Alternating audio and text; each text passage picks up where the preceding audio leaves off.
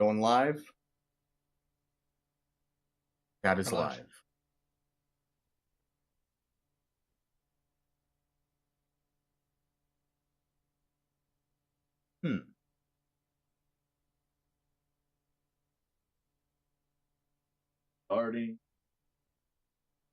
Starting October all the way to December 15th, every Monday. It's going to be a radio talk. Road to final.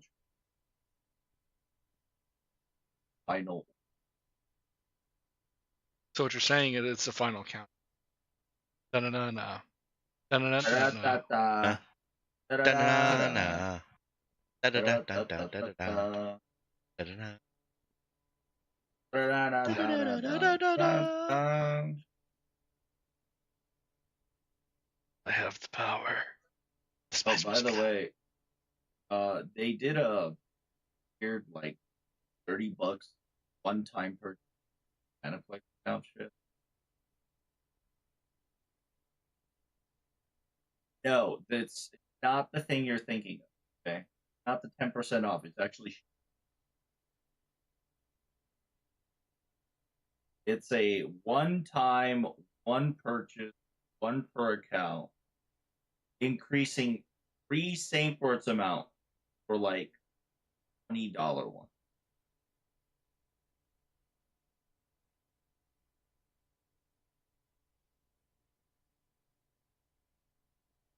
So like the regular one is a 41 Saint Quart set, a 25 paid Saint Quart plus 16 cost you about $30. But this one-time exclusive will give you 44 Saint Quart. An extra 3 free Saint Quart.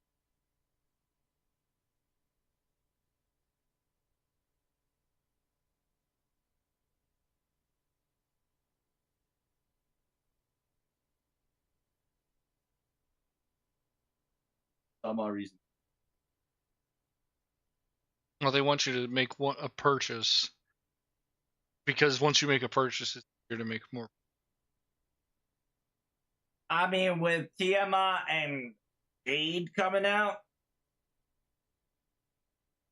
They want more people to make that first purchase.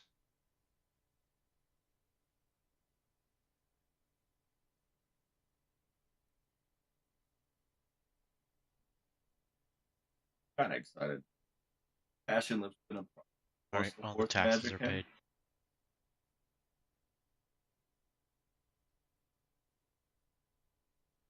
Oh, power, we're at max. That one I filled that one up 2 days ago.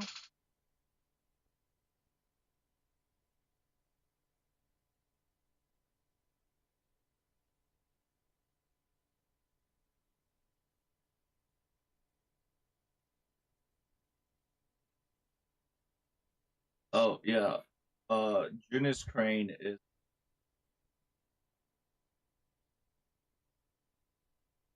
She's under 21.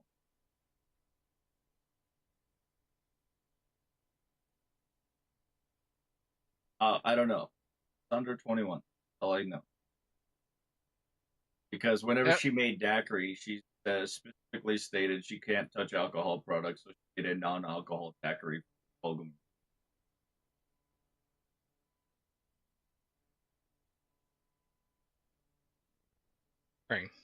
Crane, young Junis Crane is under 21.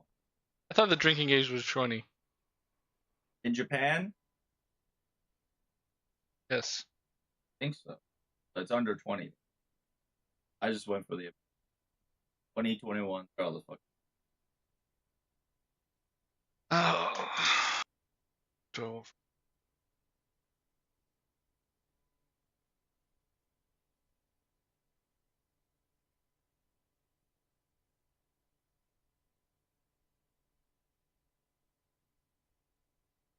Whoa! Oh, that's right. Good. That is good. Get Requiem. I still have like 1,600 quartz for the 2 remaining banners. Yeah, I have 900 left. I'm scared. I was talking to Czar about how I have tempted fate far too much.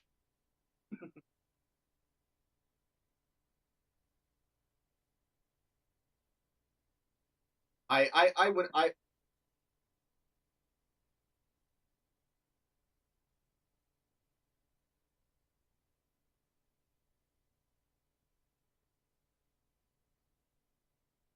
But damn it, Czar.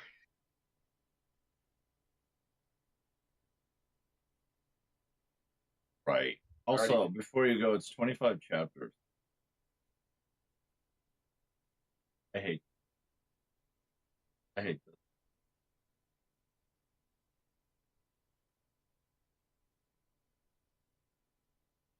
Out.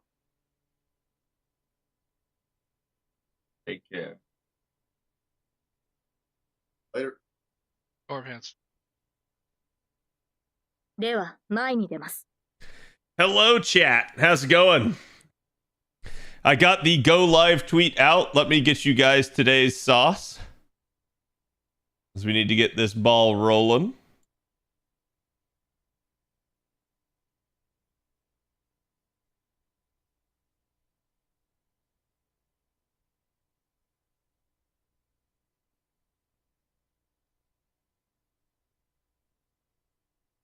There it is for you guys on the Twitch side of things. Here it is for you guys on the YouTube side. I kind of hope everybody's doing good today.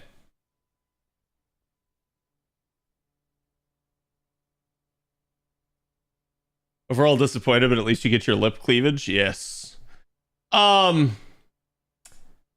there's so much to talk about, chat.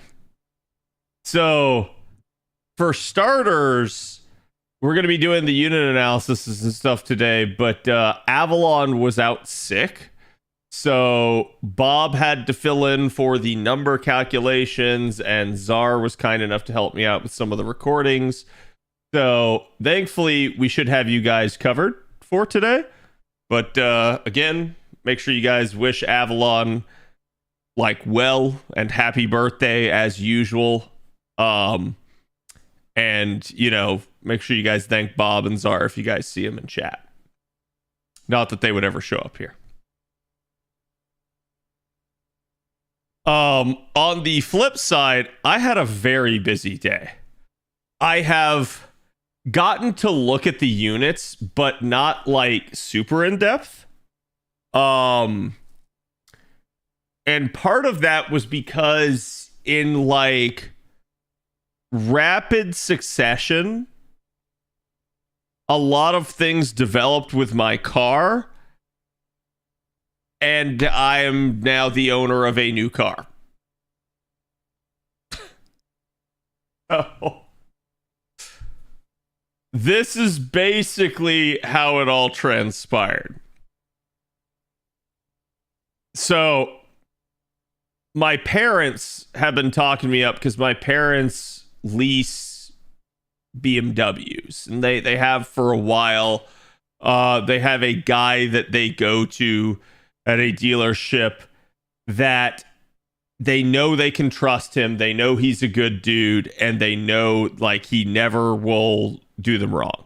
So I think that's my dad had been talking to me, and he had been saying hey, what if we get you in on a new BMW or a used BMW or a lease, because part of all of this debacle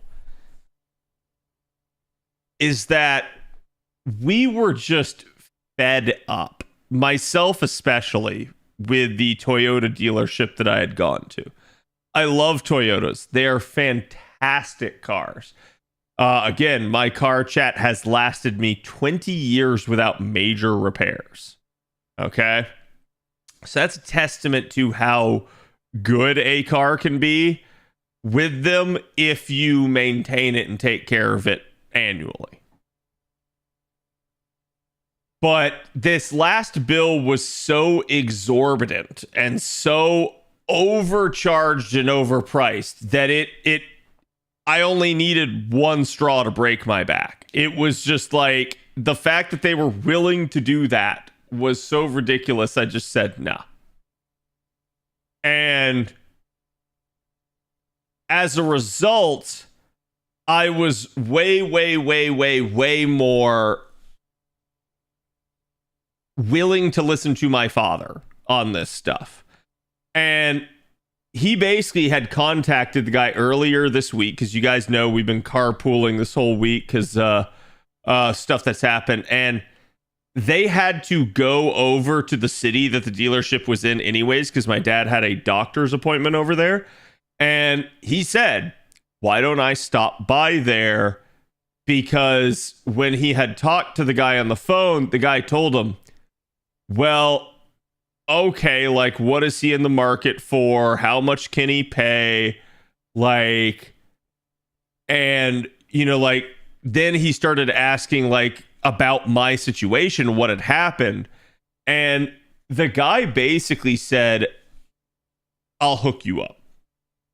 So, because my parents have been such long-time customers with them, they're part of their loyalty program. They've gotten numerous cars from them over the years. Basically, he decided that he would let me kind of jump in on a car that they were right about to, like, start selling. And it was a car that was a loaner. So if you guys know anything about dealerships, sometimes when you bring your car in for repairs, your car comes in for a while, and they have a loaner car that they loan out to people. So it's partially used, but it is a 2025 and it only has 9 grand miles on it. So it's definitely racked some miles up, but it's not that big. It's functionally still a new car, but I am getting it a lot cheaper than the sticker price would be, and I am leasing it. So if I want out from under it within like 3 years, I can get out, or I can change it out for a new lease. Or if I really like it, I can choose to lease to own. So I can basically just exercise the option to purchase it. So it's really, really nice. But because of that, I am going to be basically getting a brand new, like, BMW X5. And I've always driven, if you guys didn't know, I've always driven a 4Runner. That has been the car that I've had for the past 20 years, basically since high school. I haven't had a car payment since like the early years of college. And like, it's been nice. Like that car served me well, but because the Toyota dealership came in so damn high on just the routine maintenance, I was like, nah, dude. I was like, nah, that's not a thing. Like, prior to that, the routine maintenance had never cost me more than $500. So when they came in at 2 grand, I just went like, whoa, what the heck? Plus the repair work the car might need. And so what's nice is the guy offered to buy my car as well. So I'm basically going to be getting rid of my 4Runner on the trade-in and using that to buy down the lease a little bit, which will help me out. And what's funny is he said, don't bother getting the work done on the car. Like, basically, we'll just take it as is. So that man, chat, just saved me 3 grand by doing that. Because I got to call up the Toyota dealership and be like, nah, don't do anything else. Cease and desist. I'm getting rid of the car. Like, just stop there. And he's like, it's so funny because I called the guy up and he's like, that's a shame. Who are you selling the car to? And I was like, just another dealer. Like, I'm not telling him anything at that point. Because I'm like, nah, every time I told this snake anything about the car before then, I think that's what drove the price so high on the repair. So now he wants information as to what's happened, and it's, nah, I'll come by, I'll pick it up tomorrow. You're done. So yeah, it saves me a little bit of money here in the short term. It gets me into a new car, which, chat, I think, like, low key, the thing that I am the most excited is that, like, I will have a modern car. I don't know how much I can really make this one stick, but if you guys are younger, if you've gotten a car here more recently, you have cars that have things like Bluetooth, backup cameras. Heck, maybe you're even luxurious and you have something like heated seats. 20 years ago, we didn't have any of that shit, chat. You want to charge your phone in the car? Nah, that wasn't a thing. We had to charge the phone with an adapter that plugged into the cigarette lighter. That was the only way. Yep. So it's like, I am finally getting out of that era. That's like the one thing. Like, I love my car, but that is the one thing that I'm so excited is I'm like, oh my God. Modern convenience. Get an adapter for a cassette slot. I have a CD changer. I have a cassette slot in my old vehicle. Like, it's so freaking hilarious how dated the technology is. I have many issues with modern cars, but my God, heated seats are a blessing. It's so funny because it's the reverse in Florida. Like, in Florida, it's like, please give me air-conditioned seats. I bet it has wireless charging. It does. It does. And I thought what I was going to get was a very basic version. It is apparently like, I think they said the only thing it doesn't have is the driver assist, which some modern cars now have, again, like kind of driver assist as they call it, which is that if you start like drifting into another lane, it will like detect that and it will hold you in the lane. But I don't need that.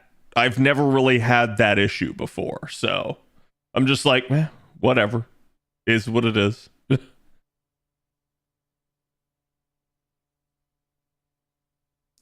Is top of the line? No, actually X7 is top of the line now, but it's a really, really good car. It's not a V8, but it's because like BMW does some weird stuff. They have inline engines instead of a normal like V-shape engine.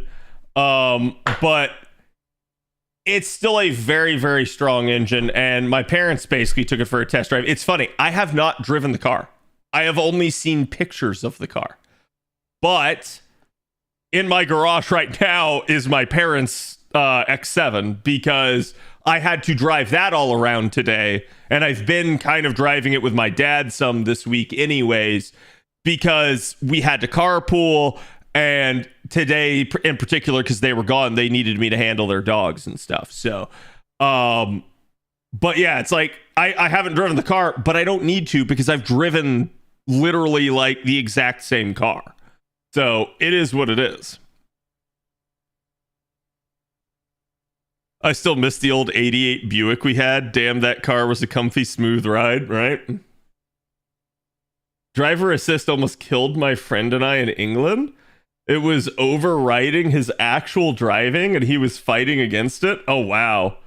Was it like an abnormal road or something like that? Or did it just think that he should be on the like other side of the road?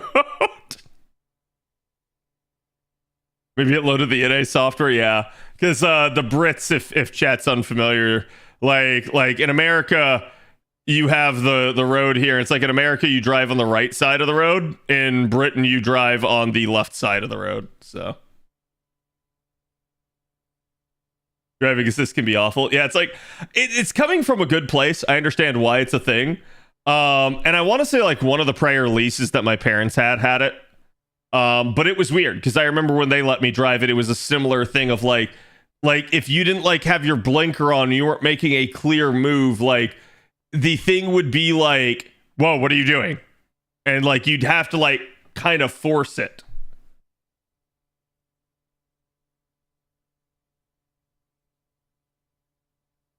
Follows white lines, including turn lanes, unfortunately. Yeah, that can get a little weird. So chat, I'm gonna have a brand new X5 probably this weekend. I gotta go pick it up, but like, feels good, man. I'm happy. I'm happy that like now I'm not gonna have to drive my Forerunner. That if I don't believe them, sure, maybe the Forerunner's fine. But if I even remotely believe the Toyota dealership, that vehicle was going to have problems soon. So, and I think, like, again, it had lasted on its basic components 20 years. Which means it's probably getting to the point where I would have to start replacing the basic components anyways, just due to general wear and tear. So it's like I don't have to worry about like some massive ass repair bill anymore. How do you feel about No Saberface this summer? Naturally I'm bummed. Like, it is what it is. Is it an M? I don't believe it is an M. My parents is an M. That thing's... I was in VIP at lunch and I hit a straightaway and I was on the phone with people and I'm just like, man, I can't even like tell how fast this thing is, because like I would just press it down and it felt like the equivalent of like in my car, like I was doing like 50 and I looked down at the speedometer and I'm doing 90 and I'm like, fuck. Like, it's just like, it's that powerful, it's that fast.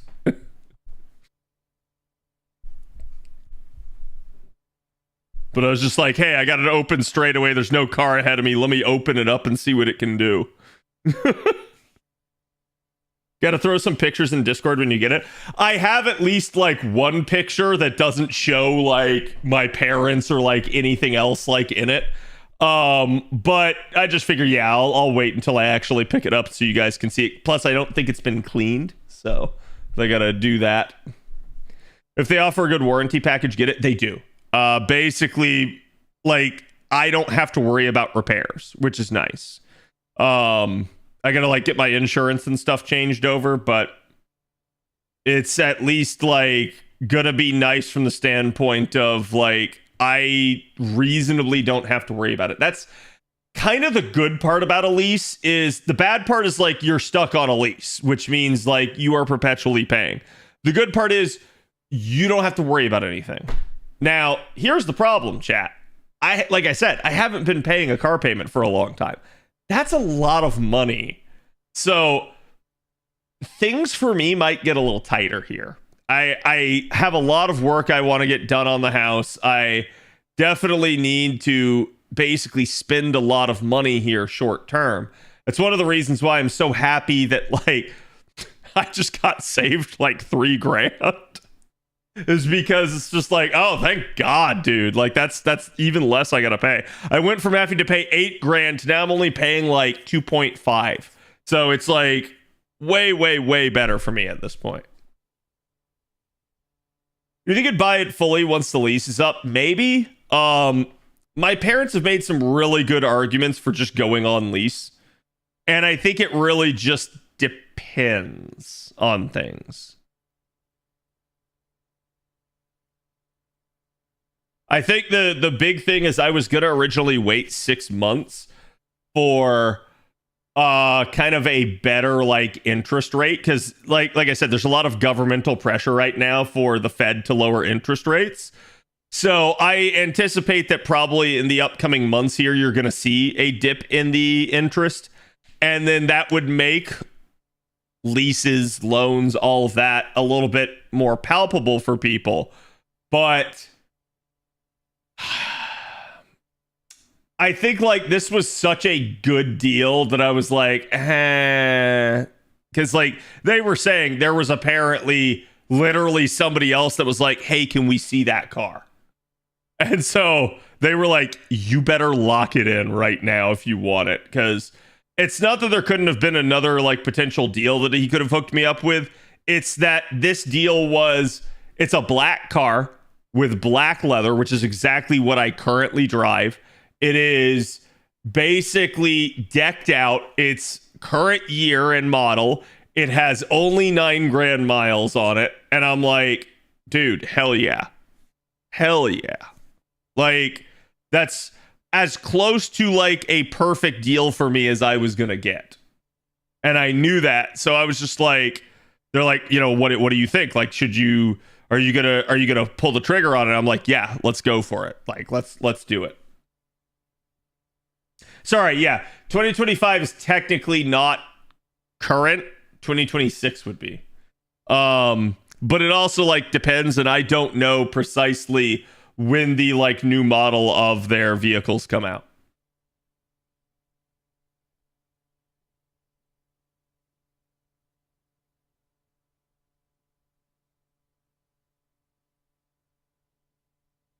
It's a 3-year lease on this.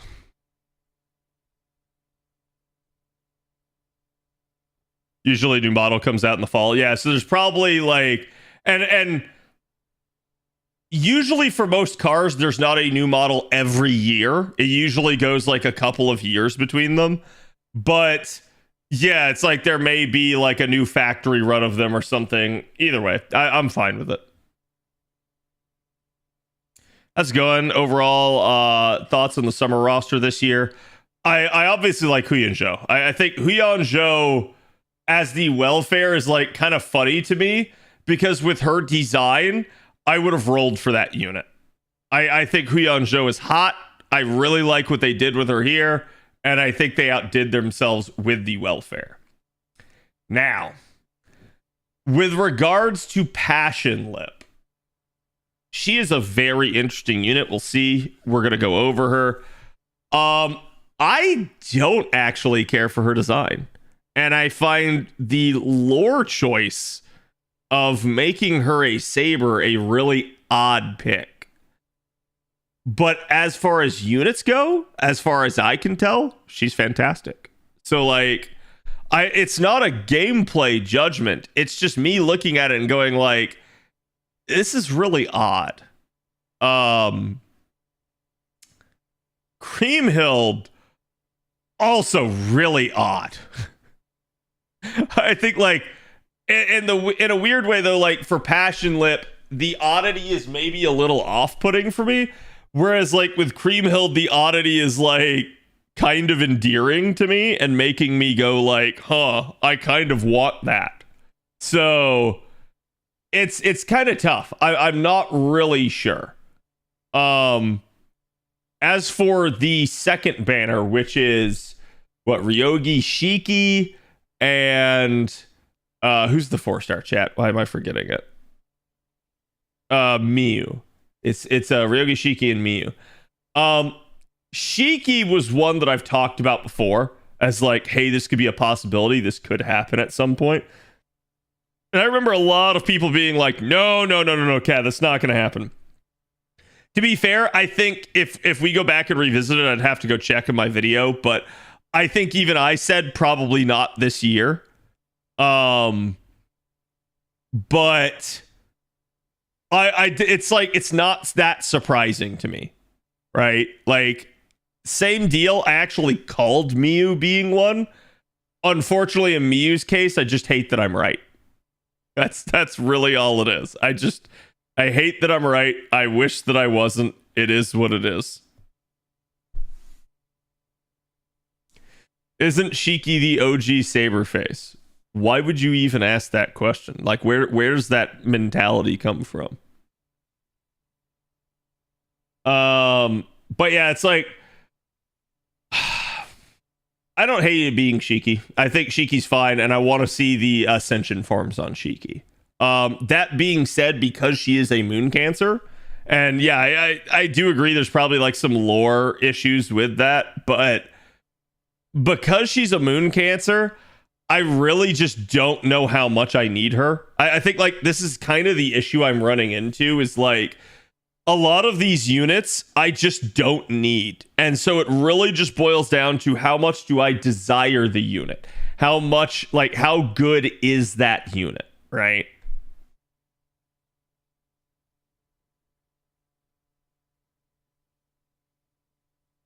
Apparently she's Jade Rabbit and not Shiki, whatever that means. She's clearly Shiki, but she is also Jade Rabbit. And if you want to know more about Jade Rabbit, go talk to Mr. Two Love Trouble. I'm sure he will cover that on stream like tomorrow or whatever. So whenever he next streams, just ask him. He'll tell you more. God, 39 out of 40, of course. Go over to NA real fast.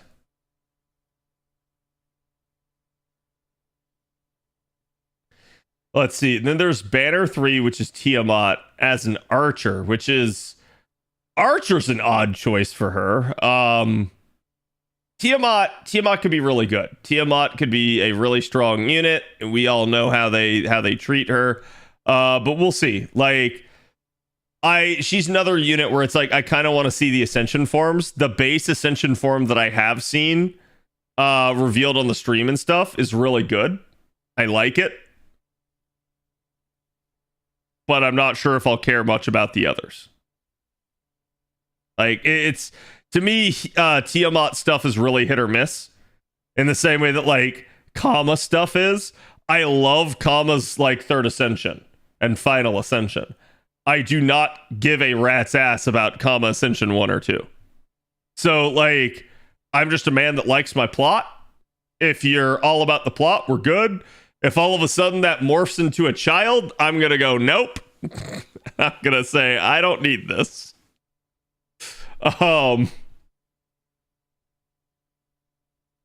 And then Crane. Crane's intriguing. Summer Crane is one that I thought like could happen, and this is one where I'm like, hell yeah. Like it's a similar one where I need to see the ascensions, but supposedly this is a young version of Miss Crane. So it's another issue of like, what are they gonna do with that? And how will she look? I couldn't tell it was Crane for ages, yeah. It's Crane Lily. It's not Crane Lily because she's not like under. Well, actually, she is apparently underage, according to what Trump said. She's under 21. Because there's a comment about her like not being able to drink. But I don't think she's like young. Like I don't think she's like a child, right? Like I think that's kind of obvious when you look at her design. She looks like she is a young adult.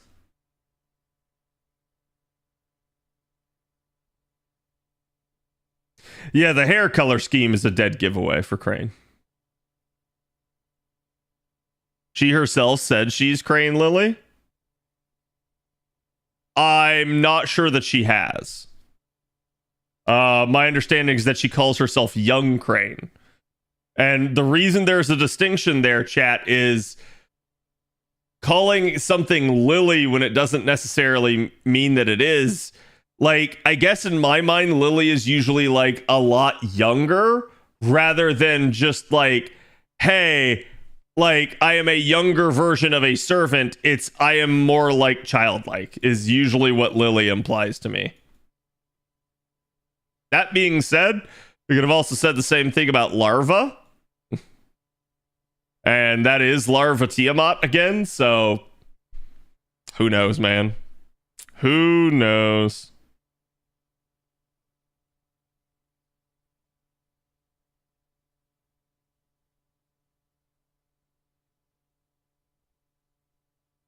I'm pretty sure she said she's Crane Lily.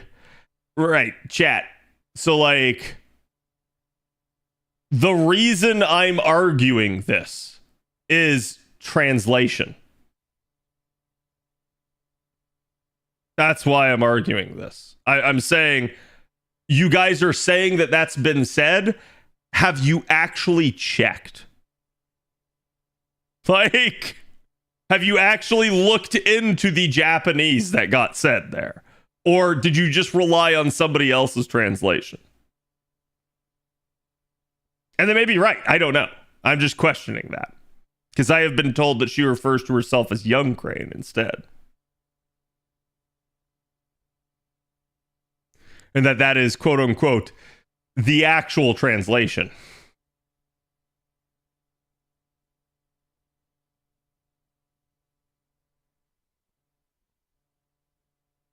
You should translate to youth Crane, yeah. Is the word the same that Saber Lily uses? That I don't know.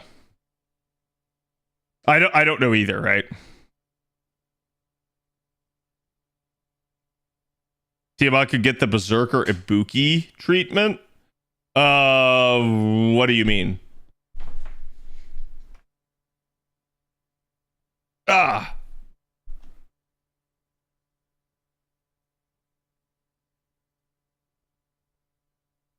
Oh, the French word. Interesting.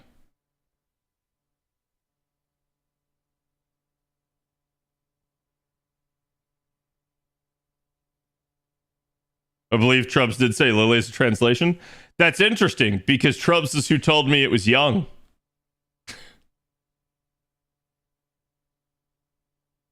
To be fair, and I'm not like trying to throw Trubs under the bus here. Sometimes Trubs will like ad-lib like that. He'll just say something because that's something you guys are used to, even though it might not be the direct translation. And it's something I have gotten on to him with regards to things like the like interview translations, because I had to tell him, it's like, hey, you're not like being specific, you're not being literal enough. And he has done a good job of correcting himself on that. But on that, yeah, I don't know. I couldn't say. I'd have to go ask him. I don't know if he's still awake at all or not. He probably went to bed.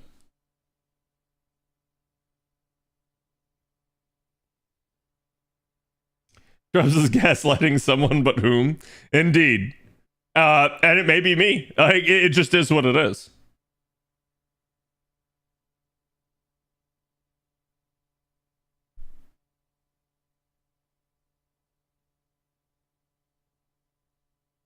More about the period you are young than being young. I'm not sure what the difference there actually means. Crane's second ascension kind of looks like Bizette. Have we seen the second ascension? If we have, I assume it's revealed via the story, which, again, fuck if I know, chat. In the shop. Interesting, okay. I haven't really got into the shop yet.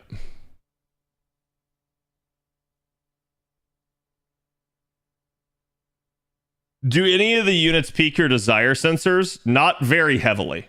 I'm very like... there's no unit I feel like I gotta have. And to be fair, chat, it's pretty obvious when you don't put a saber face in. This is the third summer now, I think, we haven't had a saber face. I think it was this summer, summer 7 and summer 5. I think we didn't have a saber face.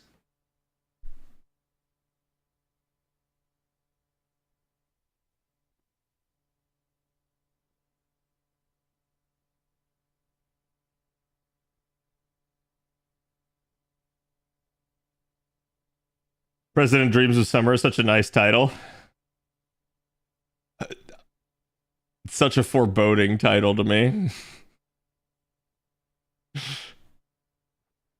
Well, the reason I'm rolling everything is because Pokemon collector. Oh, so you're one of those people that's going into the Japanese McDonald's and like beating people up to be able to purchase like 10 different Happy Meals.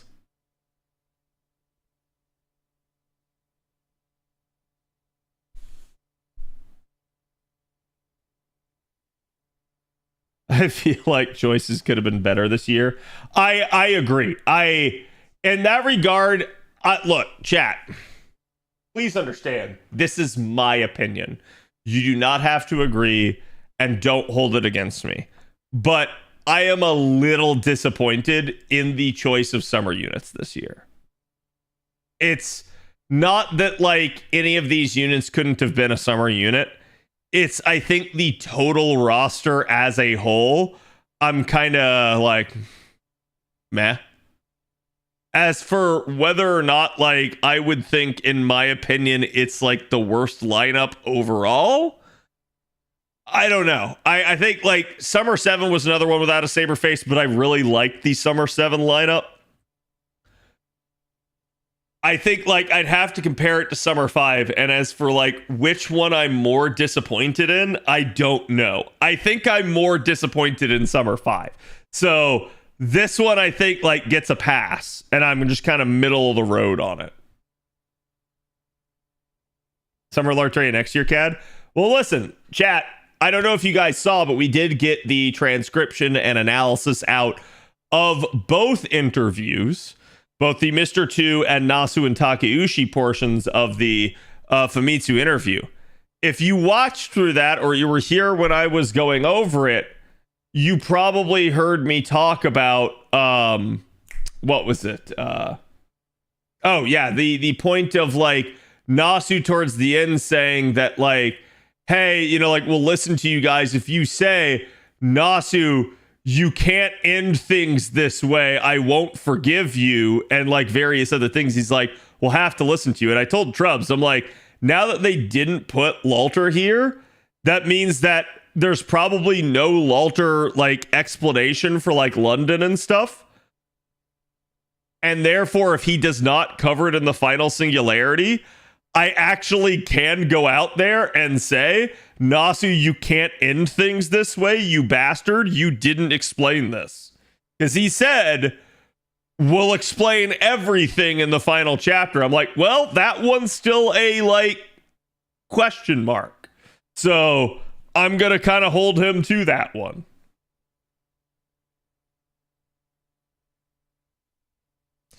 No matter the summer picks, it's always controversial to a degree. To a degree, yeah. I'd say like you can't please everyone, right? But there's definitely like summers that I think people hold in higher regard overall. Just because the lineup was, I guess you could say, well picked.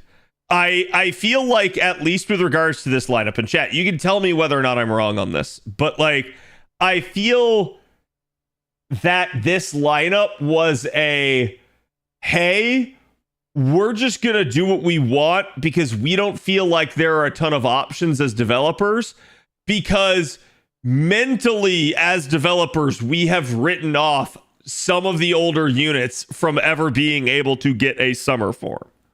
Like, it feels to me like they have just classified some old units now as, you're not getting one, too bad. And so therefore they don't feel like they have a ton of options, and they went with what they could go with.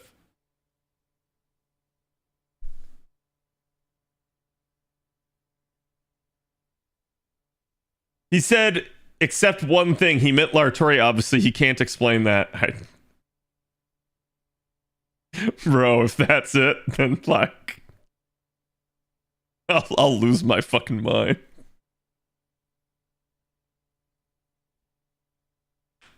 Starting to feel like that, but it's a dumb mindset. I agree. Yeah, and so it's like, I don't know. It's, if you guys really like the units, that's fine. And like, I don't want to sit here and like rain on your parade. I think this is an amazing day for that. Like, we have new units. We're going to go over them.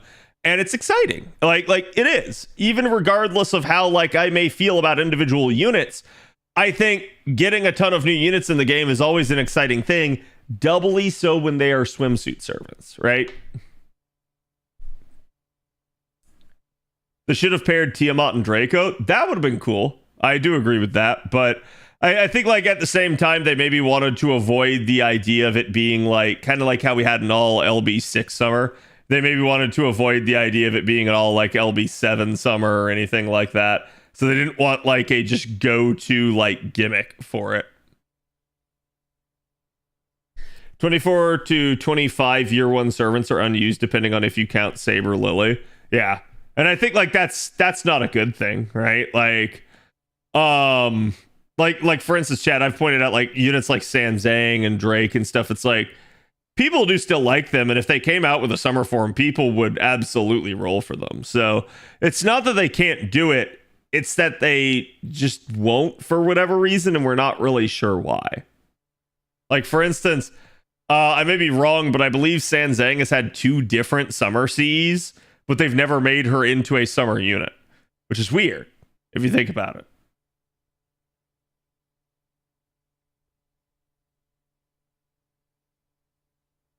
I really did think we would get Ryder Draco because of the Cass Umu buff. That'd be cool. Yeah, I did see somebody on Twitter, I think it was Mish, was saying that like he wondered if this is why, like, because Tiamat is an archer, he wondered if that's why Ishtar got the buff that she got.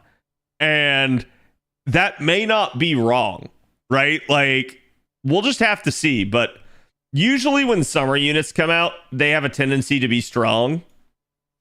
And what usually holds them back is that over the years, they don't get buffs. But with the future of FGO, I'm just going to say uncertain. Like, we know the game will continue, but we don't know in what form, and we don't know, like, how involved the developers and the story will be. I think like stuff like this is a little bit more up in the air, and I'm not gonna fault anybody for going like, man, my unit just hasn't gotten an upgrade. Are they ever gonna get one? And then if they get a upgrade, man, this upgrade wasn't all that. Why not? It should have been, because they're never gonna get another. I can't fault anybody for thinking that way. Like, this is year 10 of the game. And a year 2 unit, which is Caster Umu, just got a buff. Literally the first buff she's ever had. And that buff does not put her on par with Ask. That buff does not keep her ahead of Caster Ku. That buff was not strong enough. Just flat out. I can say that with a straight face. And chat, we can argue that one till the cows come home. Like, I don't see it at that point. So it's like, what are the devs doing? Why don't they, like, do a better job with some of this? Can't they buff more? And then furthermore, into the future, how often will we receive buffs? And will any of these units ever get buffed again? That is the clear mentality of some of the FGO player base. And like I said, I can't really argue with them, because after years and years and years, we have to look at this and go, devs, what are you doing? Like, at what point will you do that? Lancer Mew's kind of unexpected. As a Lancer, yeah, I mean, I could maybe agree. As a, like, choice for summer, it being Mew, it's not surprising in the slightest. Now we have the entire Prisma Ilia, like, trio. So that I've been predicting coming for a while.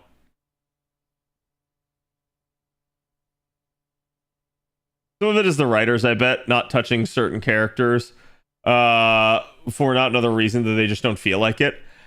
Yeah, I do wonder, like, are certain characters just more popular? Like, and this is the other thing you guys got to understand, okay? Allow me, as a content creator, as somebody that likes to do various things for the stream and likes to, like, go commission artwork. The artists I work with repeatedly are the artists that I find fun to work with, and the artists that I feel like do a good job. So, like, they listen to me, they deliver a quality product, they don't fight me on stuff, they're just a genuine pleasure to work with, and that makes me go back to them over and over and over again. Similarly, an artist that I will not use over again is somebody that's combative, somebody that repeatedly, like, delays me and pushes me off, somebody that does not deliver a quality piece in the end. I can easily see it being the same thing behind the scenes at FGO. Like, if Type Moon has people that they get along better with and work better with, they're going to keep tapping those people over and over again. And if they have people on the flip side that are hard to work with, don't deliver when they need them to, and in general are just a pain in the ass, they're not going to work with them again. So when I look at stuff like that, I do wonder if, like, behind the scenes, if that sort of thing is the case. Is Caster Umu still worse than Ku? Outside of niche, yes. Sadly.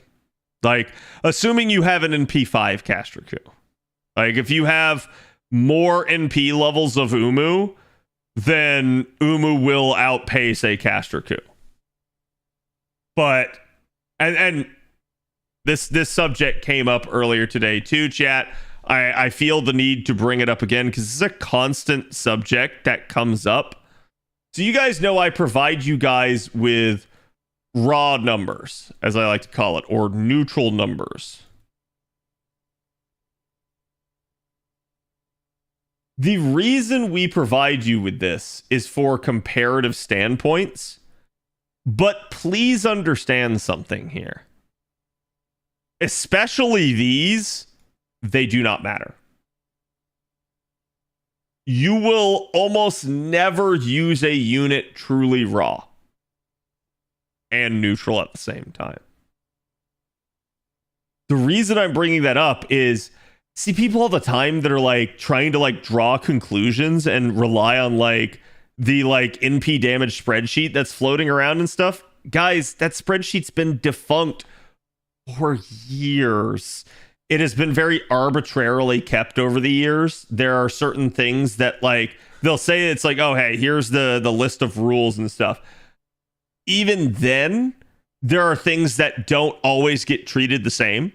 So it makes it very difficult to compare. On top of that, like I said, you generally don't use that stuff. Like, what is actually helpful to you to know as a player is how much damage does this actually do? Now, we will still give you guys neutral numbers, but that is also so that you guys, A, can still compare some, and B, if you do take a unit into a neutral scenario, you know how much damage they will do. Because we do have neutral loopers in the game and people do use them.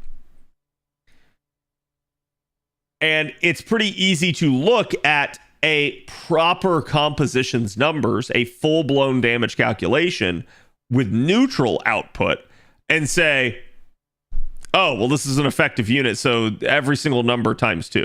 That's an easy thing for you guys to do. So that's why we give it to you still in the neutral standpoint. But that's what I'm trying to say is what matters is seeing them in an actual comp. If you're not looking at actual comp numbers, it gets really difficult to actively compare because 2 units, raw number-wise, can look the same across the board. Heck, 3 units, 4 units, 5 units can look the same across the board in their raw numbers. But their end numbers in an actual comp vary wildly. And there are reasons for that. It has to do with the steroids that they bring to the table. It has to do with their base stats. It has to do with potentially the enemies they're fighting or the craft essences that they are able to wield. That's what really matters. And that's why I try to like tell you guys that, because it's been something that's been kind of like on my brain now for a while, and I keep seeing people bring it up, and I feel the need to like speak out about it because I've started to see some of these like frankly rude comments from people. Like comments where people are like, "Oh, does that even matter? Does anyone even do that anymore? Is this a thing?" Yes. Yes, it is. All right, chat, this is the other subject matter I wanted to broach. Talked about this a couple of times before now, but there's the idea of multiple DPS, or multiple damage dealers, as I like to call it. And then there's the idea of, like, a devoted composition, a single damage dealer. And I'm about to say something that might break your brain. Guess what, chat?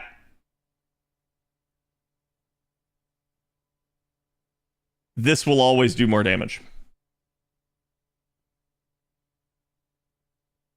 With one exception. That's got an asterisk there. The reason this will always do more is I want you guys to think about this. When we start talking about the idea of buff stacking in FGO, you can absolutely amplify one unit usually far more than you can amplify two. This then means if you are facing a node that has a high health value, your best bet for being able to take it down is a singular super buffed unit. Why then do we run multiple damage dealers? There are reasons for it. There's absolutely a reason why this has become a much more prevalent and popular thing. In particular, the capacity and capability of units has expanded, as well as the capacity and capability of supports. So you are seeing compositions that are a lot more able to be done with a single support, or maybe just double supports that are rotating with 2 damage dealers. But why do we run that? Well, we run it if there is, like as chat has said, like some sort of maybe mixed node where maybe your single damage dealer is at a little bit of a loss. So like, let's say it is a Lancer and Saber node, and you want to take an Archer to try and handle the Saber enemies. But if there's a pesky like Lancer in the middle wave, your Archer might not be equipped to be able to literally counterclass, right? So that's where multiple damage dealers can be very strong. How can we get multiple damage dealers, though, to deal more damage than a single target? There is only one scenario, and chat's not going to like it. The scenario is usually if you can double an NP. What do I mean? Well, we can super buff a single unit to deal a ton of damage by wave 3, for instance. But if we can manage it where maybe you're using like a single target looper and an AoE, and you have the AoE, like you need the AoE for the final wave, but now your AoE isn't strong enough because they're not super buffed like maybe a single unit is. But you've been looping through with the single target instead to get to the final wave that's AoE. You can basically AoE and still single target on top of it. That, the combination of 2 NPs at the same time, that will deal more damage. That will. That is the asterisk right there. Why do I say that you won't like that? Because now you're doing 4 NPs. And people usually don't like to have to do multiple NPs. So it is what it is. That's the asterisk, though, is that's how you get multiple damage dealer comps to do more damage. So to understand this, chat, what are the 2 scenarios then where you really want to use multiple damage dealer comps? 1.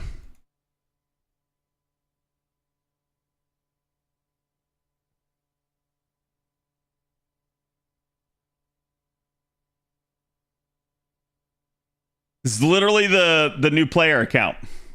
If you're a low level or relatively new unequipped account, multiple damage dealer comps are a must. Why? You just can't do it any other way. Like, you need to take multiple units to the node because you don't have the capability of like charging and looping and doing all of that stuff. Number 2.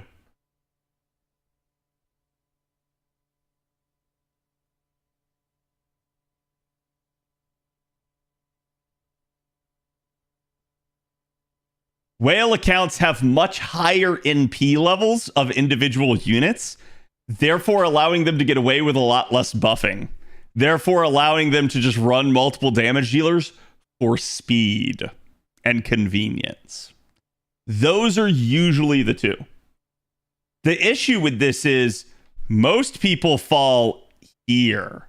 Most people fall in between, where you are a more veteran player, but you're not maybe a big whale. You maybe have some good units, but you don't necessarily have like the sheer breadth in your account or the like just super stacked MP levels across all of your units. That's where the idea of a super unit comes from, and why you see so many people being like, I'm just going to roll NP5 of this one character, or I'm just going to 120 this one character, and they're my carry. That is the intermediate approach. That is the most common approach, believe it or not. And I've been trying to tell people this for a while, but I keep getting people that are insisting this is not the case. How do I know this to be true? It's a simple numbers issue. It's that simple. We can get the most damage out of a super buffed unit, but that damage requires a lot to pull off. But it is cheaper monetarily than having multiple high NP level units. And that's why this is usually the go-to. You have the idea of a carry and you stick to that. And chat, why do I say it's cheaper? Well, as someone in chat just said, a 120 Habitrot carry. How much money did that cost them?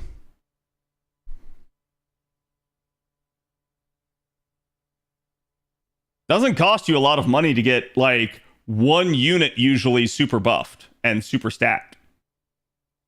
Getting an entire account full of options to be able to handle every node so that you can just sit there and run damage dealer comps, that takes a lot of money.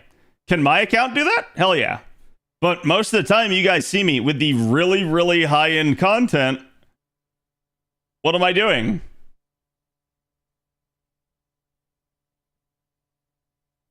That's why I say this. It's fine to run it whichever way you want. And I'm dead serious on that. Find whatever system works for you. But that is a big chunk of why things end up the way they do. It's usually if people are running multiple damage dealers, they either have multiple solutions to the node, or they just don't have good solutions to the node. NP5 versus every NP5. Yeah, exactly. Quick farming in 2025, right? But no, that's why I say this, okay?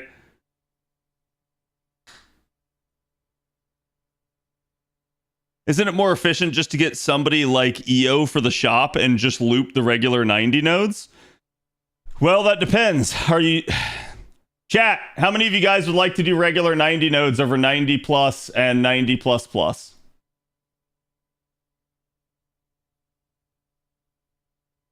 All right, looks like 99. There we go.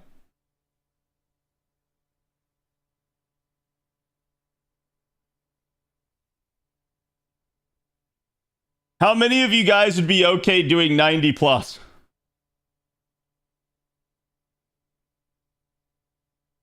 Instead of like 90 plus plus.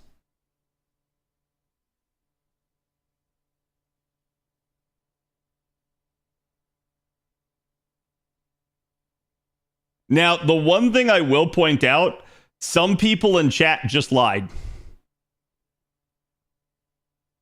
How do I know? Because there is a natural bias towards doing plus plus. And some people will claim they're okay with it, but they'll still do everything they possibly can to do a plus plus. It is what it is. I'm not judging you guys. This is just human psychology, okay? So like, it is what it is. But this is why I say like nobody's gonna do this, because if they can do one of these two, they're just gonna go do it. Why? Efficiency. Efficiency is always king in this game.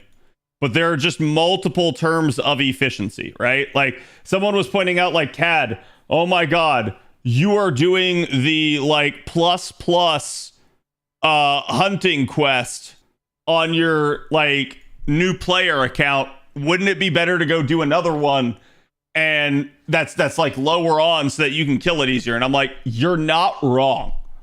Time wise, it is completely inefficient. But if I have the time, AP efficiency wise, it's completely efficient. It's the most efficiency. So it really just depends. It depends what the player's priority is as to time versus like AP. In that regard, I suspect a lot of that also has to do with the player's actual like meta state, which is to say, are you a whale? Are you a like kind of more obsessed player? Are you more casual? Are you free to play? Like these things matter, and they are usually what determine your outlook. So like if you're a much more casual player, you're probably fine doing like a 90 node. If you're a much more like rabid, like devoted player, you probably don't want to touch that. You want to do the high end. So it really just boils down to it depends on what your priorities are as a player.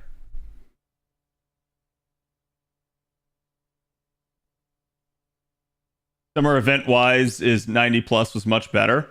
Yeah, it really depends. Like it really depends even on the node. You're right. So it's just a kind of like weird ass back and forth. Like for instance, in the last lotto, it was technically better to do the plus other than the plus unless you could 6-slot the plus, and most people could not because that plus was a little nasty.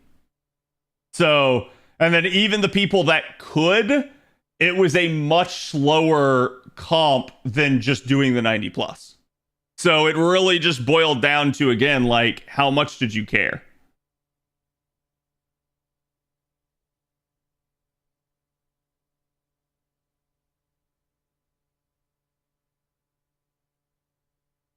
Sorry. Of these napkins that I kicked down onto the floor. They're basically my padding for my elbow so I don't get the weird thing going on with like the numbness in my fingers, which by the way, haven't really had. Like I can still kind of feel a little bit of like tingliness in them every once in a blue moon, but the numbness in my fingers has completely gone away. And that happened over the vacation break that I took earlier this year. Speaking of lotto, what's your opinion on them doing a pseudo lotto right after a lotto event? Well, my opinion is that lotto was not that good. So what's my opinion on that? Let's go look. Let's see if I care. I don't actually know.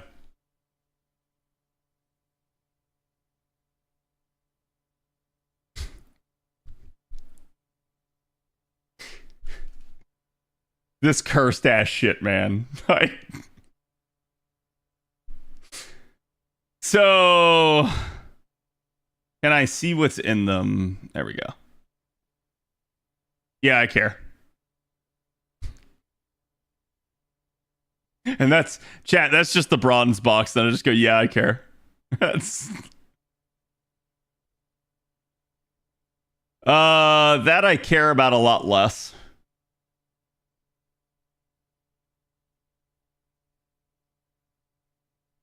Oh, that's not nearly as good as Summer 6. Summer 6 had was it eggs and meteor shards in it? This one I care about way less. I thought for sure there was going to be like at least eggs here. So that to me this one is like, so for instance, chat, this and this are all some of the least used gold materials in the game. Chaos Claws is the best amongst them. But like these two are at least more recent and there haven't been as many farming opportunities. But most like if you've been playing the game longer than about 2 years, most of you probably have mirrors dead. And this one's a little bit up in the air depending on which units you even have.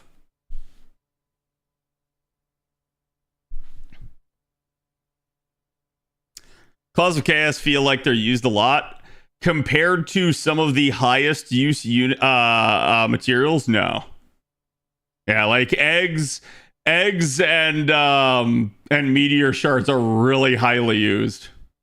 Same thing with things like Hearts of the Foreign God and stuff like that.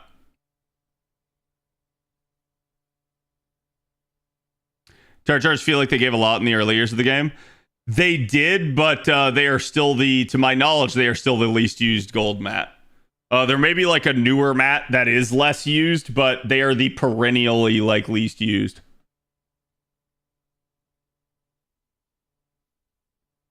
Yeah. There's very few units that actually use Black Beast Grease. Definitely would have appreciated hearts. Yeah, it's surprising to me that those are the materials that they went with. But yes, at least if for no other reason than just the bronze mats, that's worth to me. But again, that's the difference between this like being a pseudo lotto and an actual lotto. You get way more ascension mats than this. And chat, if you know, you know, but ascension mats are the actual end game for FGO. I've seen a lot of people over the years that are like, oh, it's QP. I've seen a lot of people that are like, oh, it's Embers. And like various other things. No, the answer to this is that it's always and always has been ascension mats. Ascension mats are always what gate you. They're always what drive you forward. You need them the most. Change the shop tabs for the Crane Ascension. I don't believe you. I'm not seeing a Crane Ascension chat. Embers are a joke. I mean, we do need a lot of them, but okay, I swear I just... Wait, is there a way to, like, get rid of this?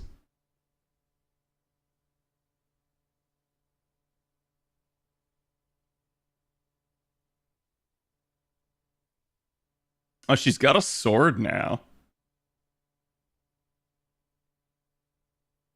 Interesting.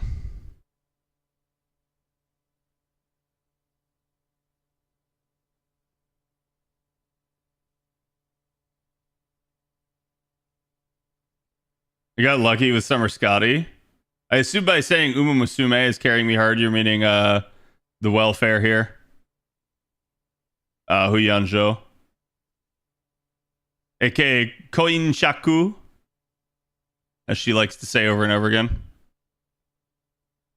She was carrying a sword case in the reveal trailer, yeah. It's an interesting design. Like, she actually changed her hairstyle here, which is wild. But you can see she has, like, the crane wings, too. So this is a really cool motif that they went with. Damn it. Don't make me roll. Don't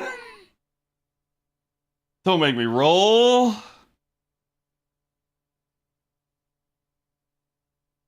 It's not very summary. I will agree, and this has been my primary and chief complaint, that ever since, like, Summer 2, they have stopped making summer units as summary. Like, there's always at least one ascension that's, like, it's just a joke ascension, in the sense that it is for a summer unit, but it is not a summer outfit.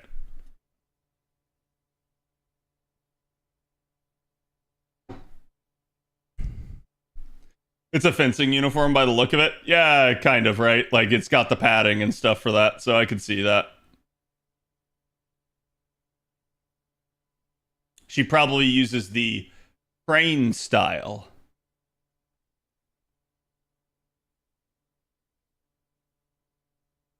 They've never given Zerctorius teased one. Who knows? Maybe this year they finally will.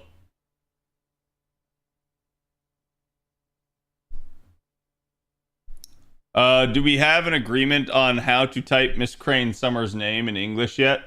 Juness? I believe it's like Juness. It is a French word.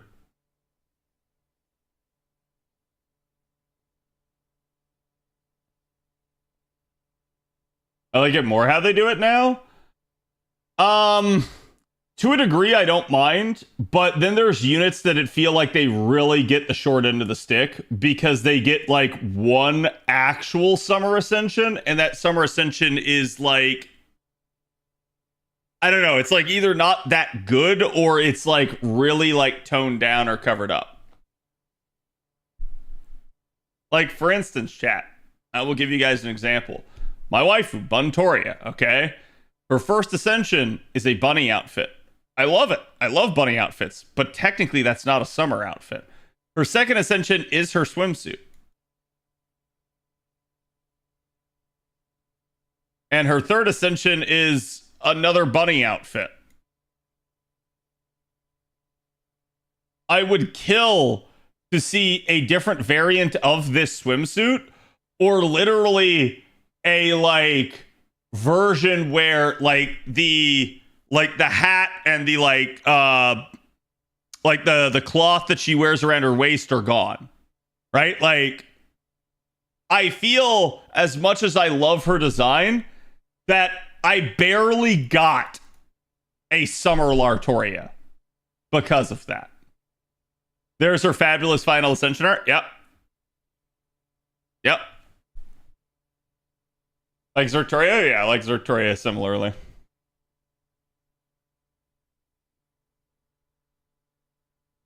Thank you, Persona 4, for making me look up the French meaning of the name.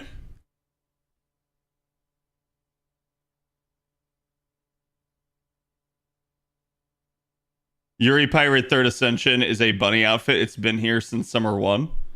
What do you mean?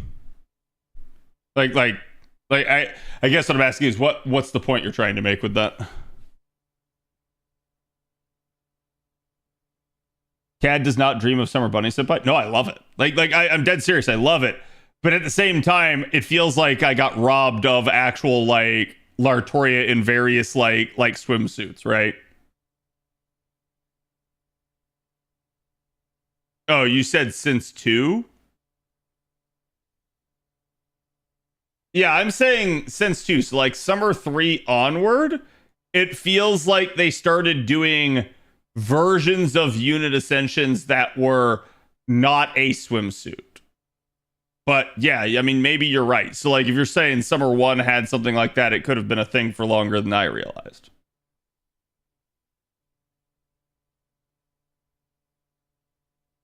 Cat just wants more Lartoria outfits? Hell yeah. Hell yeah, I do. I mean, chat, like, look at today's artwork. Amazing.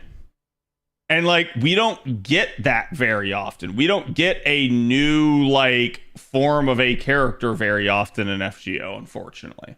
When we're dealing with 400 plus units, that is the casualty of it. Now, I will say this, chat. I'm not worried about the game ending. And not just because of dev comments on like, hey, there will be like stuff until 11th Annie. I'm not worried because they have pledged to give every unit an animation update. And if you were just going to milk this over the next couple years and just let it fade into obscurity and never do a thing ever with it ever again, you wouldn't bother with that. You would just say, nah, fuck it. It is what it is. We're not doing animation updates. So, like, the fact that that's a thing just tells me that, like, yeah, they're going to keep going. And, chat, I'm just going to say this. My instincts have proven right. Like, everything I've ever told you about the game and its future has been correct. And this gets kind of doubly proven by that interview, with even Nasu kind of coming to heel. Nasu saying, hey, I kind of want to be done with it. I want to go do these other projects. I want to play Night Rain. But I'm not going to throw away everything that we've worked for. And I know that this is bigger than me, and people are relying on me now. I've predicted that for a while now. That whether or not Nasu knew it himself, that he was going to have to keep going with this. And I want to say this. If you are worried about it, there is something you guys can do. And I talked about it with the interview stuff. But the best thing you guys can do, if you play on JP, chat, complete OC4. That is the actual metric they are looking at, is the clear rate of the story. That right there. So you want FGO to continue, complete Ordeal Call 4. If you don't do it. That's your vote right there. You vote with your progress.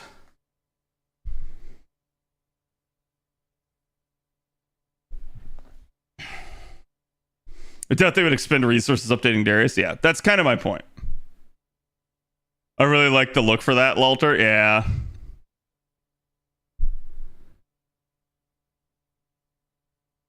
But I also want more of other type moonworks that Nasu wants to do. And this is what I'm going to say. At the end of the day, I do think that, like, FGO does get in the way some, but I also think that a lot of this is just Nasu. I think you'll never hear Nasu actually admit that he does, like, slack off in between things. And chat, how do I know he slacks off? Ever met an artist? Of any type.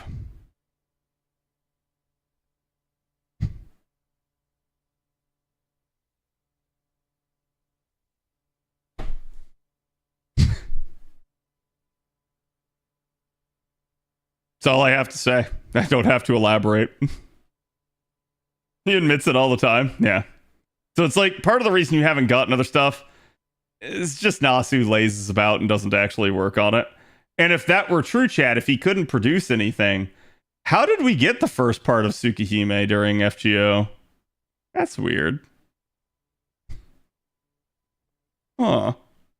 How did that happen?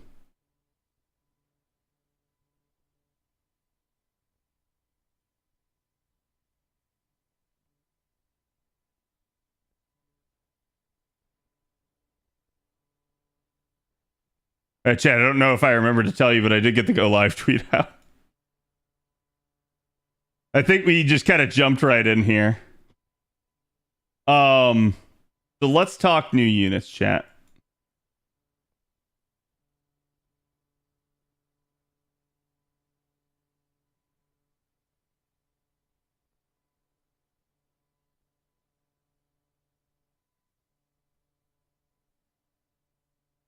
Just look at his track record pre-FGO. Yeah, I think it's just how he is. The uncertainty of FGO's future will make people reluctant to buy Sankorts at this rate. I do agree that with that, I do think it will begin to impact FGO's sales if they don't, like, recommit. But I'm also going to say that I believe that they will. And I believe that part of the reason that they're not is they're waiting for this finale. And as long as they wait on that finale, they're not going to recommit because they don't want to, like, spoil a surprise. But that's why I said, like, so there are 2 points in the article, chat. There's a point where Nasu basically says it is the completion of the final chapter that matters. And then Takeuchi comes in and says, well, we'll also probably look at the clear rate of Ordeal Call 4 and see, like, how many people are ready for the final chapter and use that as a metric. And I think that one's actually the much more reasonable one, because they're going to need to know ahead of the final chapter whether or not they need to do stuff after. So I think this is the actual truth. They're just going to look at that, and if there's a lot of people that have cleared Ordeal Call 4, they're going to go like, all right, yeah, I guess so. If FGO goes into event-only mode, will you still play?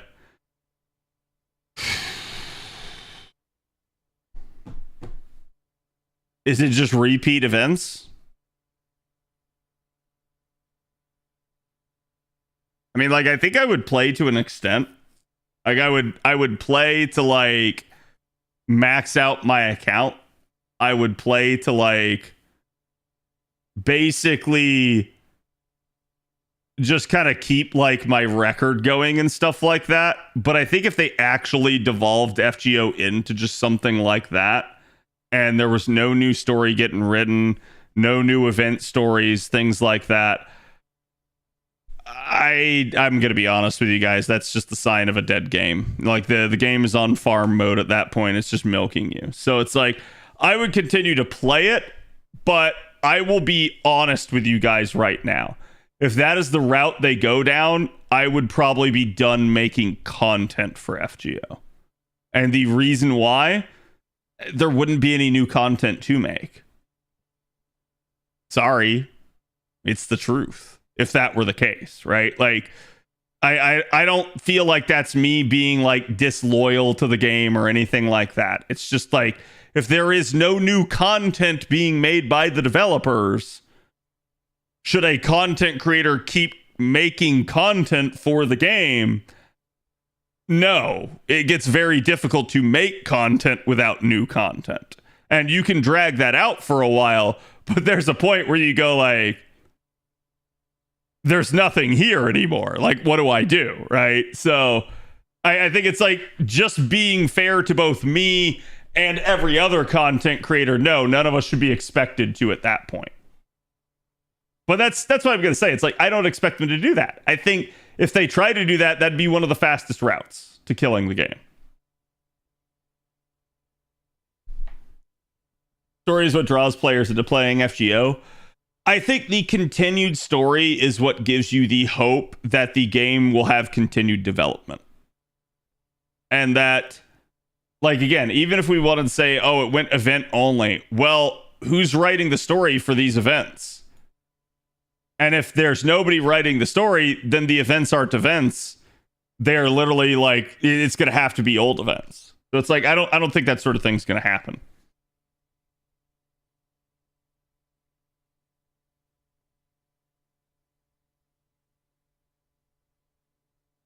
I don't see them not doing that. Maybe Nasu will not be writing anymore, but there will be other people. Yeah. I think, and this is what it revealed to me, is that Ordeal Call chat. So fun fact, Ordeal Call was not written by Nasu. Oops, that's Naze. But yeah, Ordeal Call was not written by Nasu. We thought he wrote Ordeal Call 4. He confirmed in the interview he did not.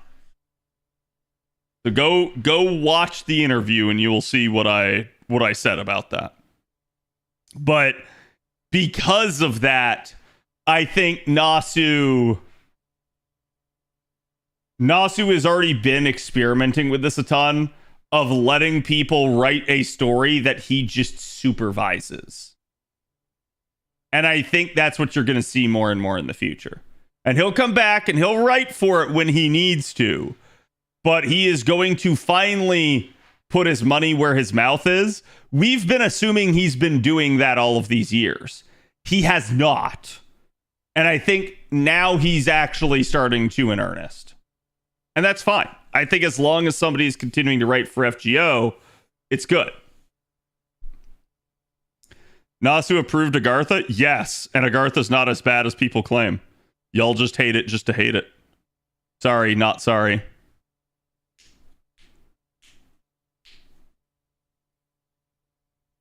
Ordeal Call 4 is their latest test to see if people like it and if they continue without Nasu 100% there. Yeah.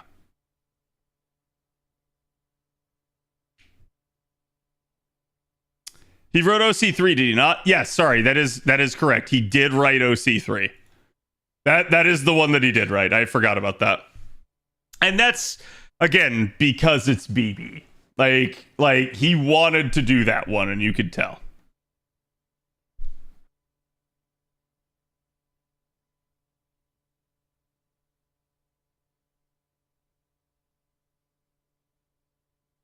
They have plenty of writers to dig from too. Well, keep in mind, other like if you're a world-class writer, chat, do you write for FGO or do you like write your own stuff and make money for yourself? Right?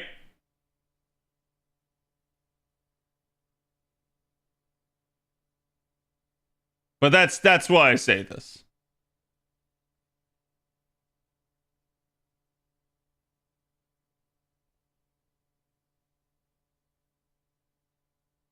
Takeuchi picking up the writer's pen soon? No, Takeuchi's picking up his stylus that he apparently hasn't been using.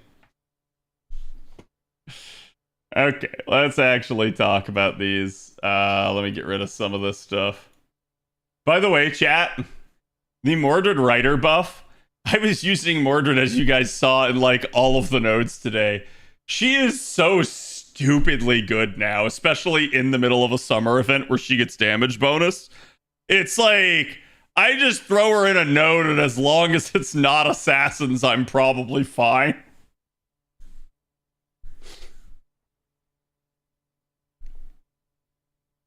To be fair, there are world-class writers who would happily write for other writers. Oh yeah, no, I'm not saying that. I'm saying don't assume that because FGO has had like 100 different writers that they just have this massive stable of writers to pull from. writers themselves busy themselves with their own projects, and they may be occupied elsewhere otherwise, right? So it's like, it will come down to writer availability and like finding the right writer for the right story. More than a tactical nuke now? Yeah.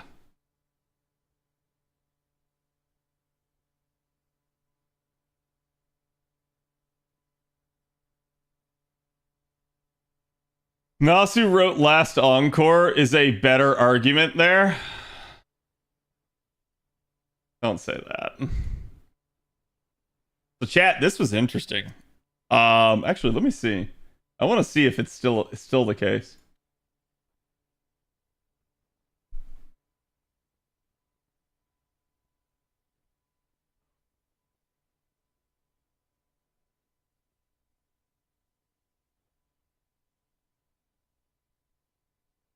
Error code? What the heck?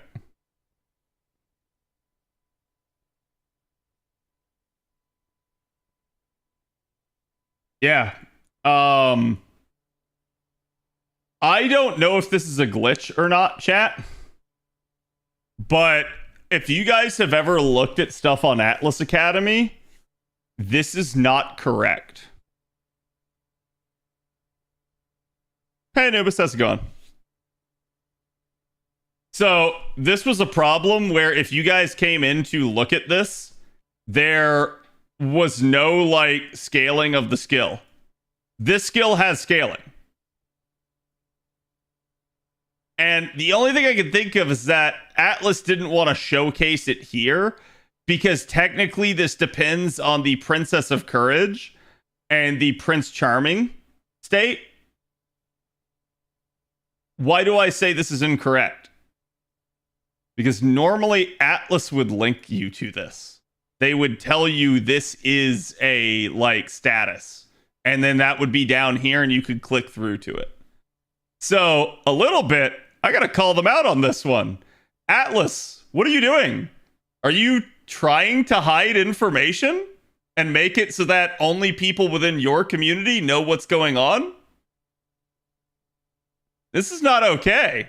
Don't do that shit ever again. Because guess what, chat? Thankfully, fandom got it.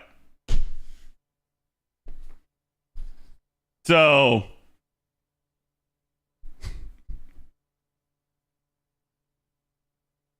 that is a rare fandom W. Fandom actually got it. But yeah, when I see something like that, Atlas, I don't know what you're doing, but don't do that ever again. Or I will stop using you too.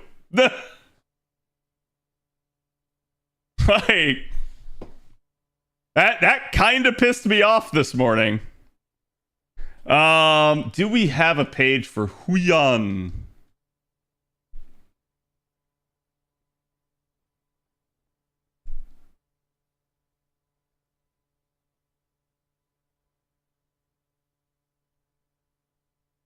Chat. With regards to Huan, and you guys would have to tell me, are any of you guys like pushed all the way up to like the event because you've been like grinding the mini lotto? Actually, I'm looking right now. Because technically it's not worth it right now. We're still restricted to some shit nodes.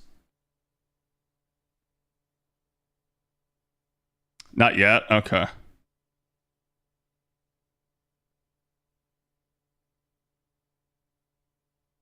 I'm looking to see, could we get like Huan's ascension math and stuff yet? It doesn't look like we can. So it would probably have to come via the points. We do. Only takes 5k points. Okay, so it's a point grind. Yeah, so you could, but you'd have to grind it. The reason why I say this is we have some footage for Huan right now.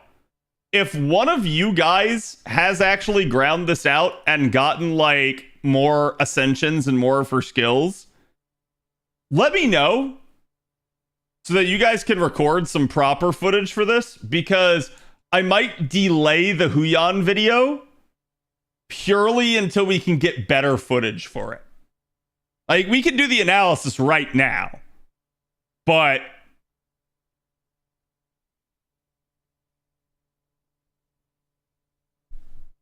we can. Mine's level 80, so you're volunteering. But yeah, like the problem that we had is, again, Avalon's out at the moment. I did have Czar help me out with the footage, but neither of us have Huan like leveled up at the moment. So maybe someone on friend support. If the unit is not permanent, they cannot be put up on friend support. So we wouldn't be able to take that.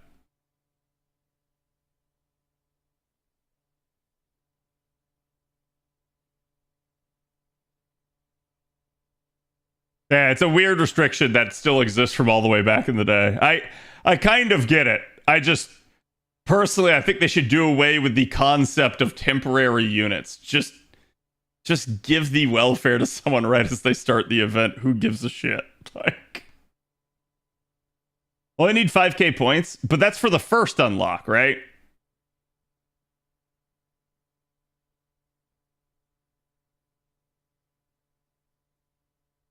Is 111 for now, if not gladly? Understandable. Mine has 10 10 10 skills as well, but I don't know how to do any of that recording on the side. Chat. No, you get the mats easily? Okay. Well, like I said, we'll probably just wait until we get to that point. Open my boxes. Fuckers. Don't make me do things, chat.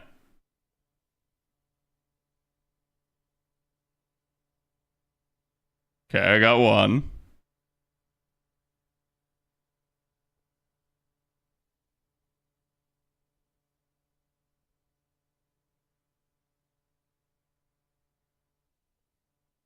Huh.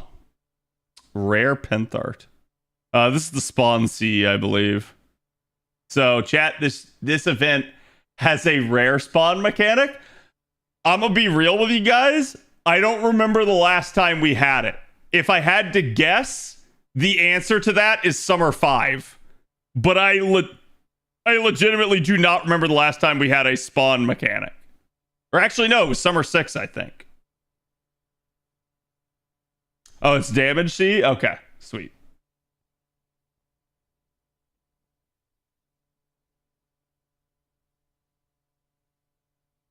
That is so gross. It is what it is.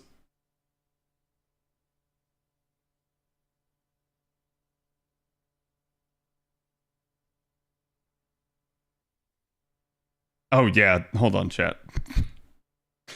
I don't want to miss this.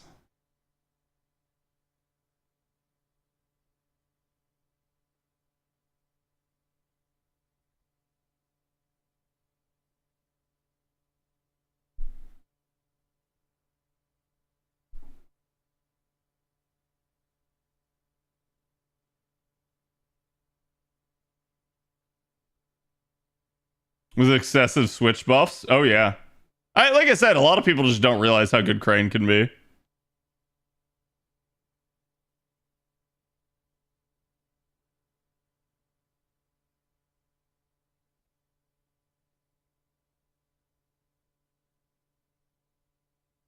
Is mine not leveled up? Thought I leveled mine. No, maybe I didn't. Maybe she's just level 1. And I'll send it along with love from me to you. Yep, mine's still level 1.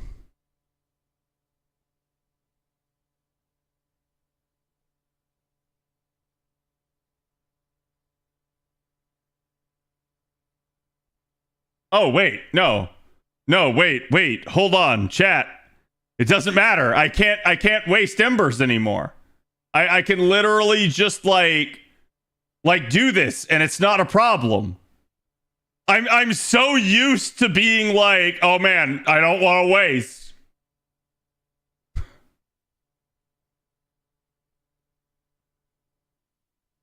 New tech, yeah. It's such a nice tech. By the way, chat, if you guys haven't seen the leveling process on JP now, it's really, really nice.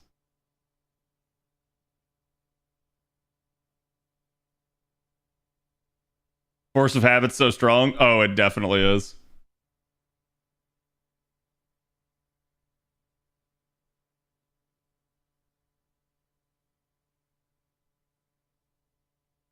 We're all in agreement that we'd let Huan step on us with that horse hoof. No. Ew, what? I just want her to smother me. Like, what is with you people and feet? Like,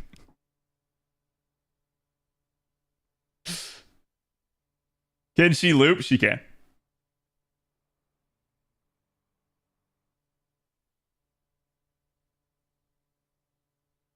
She is a lot bustier than she first appeared.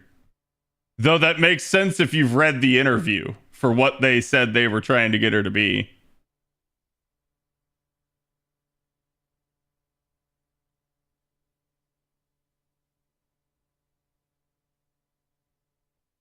Okay, so I don't have enough to get that that level 70 one. So still 2 more ascension mats that I need. She does kill frame rates. Yeah, it's literally Uma Musume, if you guys haven't seen it. She was pretty busty on her Dojin for Summer 8. That's true. She was. Damn, she thick and I like it. Mm-hmm.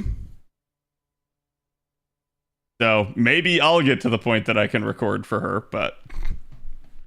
Okay, let me get open the stuff here.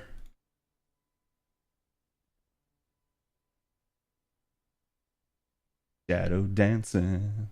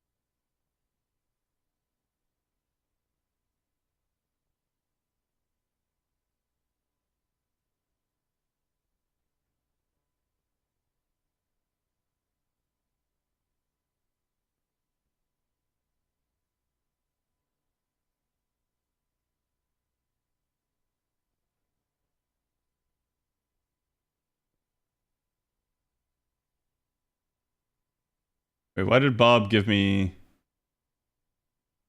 This is the fix, because he had a typo.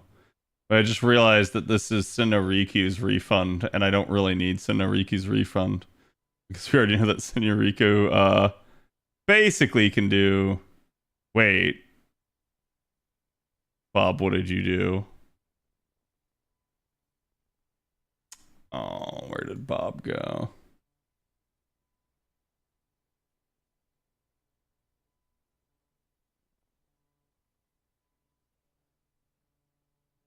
Is this a Bob spreadsheet? You guys got a Bob spreadsheet. You guys got a rare limited edition spawn.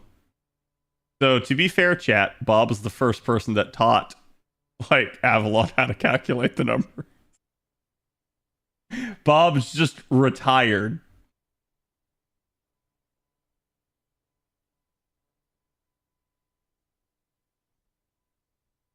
Yeah, we'll save that for now. Did I do my daily story multi? I just did it, yes. Avalon is MIA for reasons. Avalon is sick.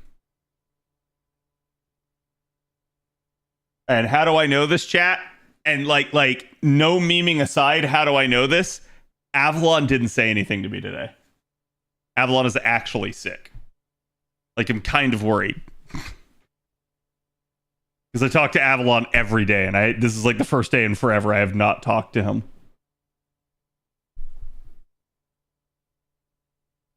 So either that happened, or Bob hatched an elaborate scheme to kill off Avalon and then tell me that Avalon is sick. Also, that Bob could get the attention so that he could be the math guy again. But I doubt that. Bob's not that ambitious.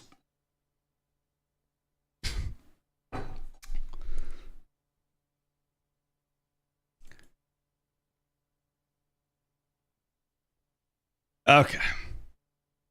Ugh. Jack is.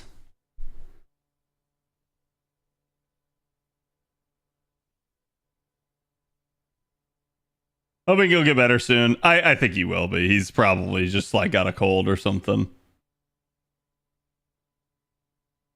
Classic Noble Court strats? No, classic Noble Court strats would be like marrying Avalon, having his child, and then training his child to kill him, and then usurping the throne, and then like becoming the de facto ruler in place of the child because the child isn't old enough, and then eventually poisoning the child because you don't actually care about them so that you can be the ruler. That's court strats.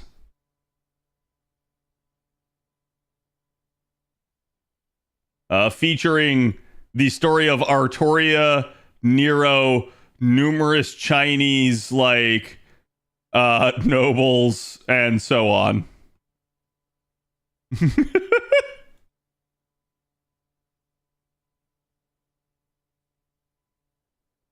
Because supposedly Nero's mother tried to poison Nero when he was young. And then Nero was like, nah, fam, kill her.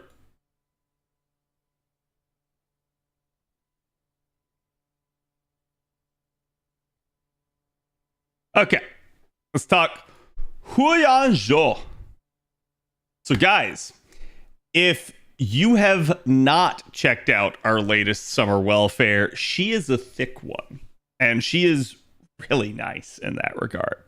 Now, Huan Zhou is coming to us at a, definitely like weird point in the game here where this is the 10th year of FGO. There are a ton of options that you have. But honestly, we don't have a whole lot of like welfare berserkers. And those that we do have are either very low star or probably like single target or maybe even a little underwhelming.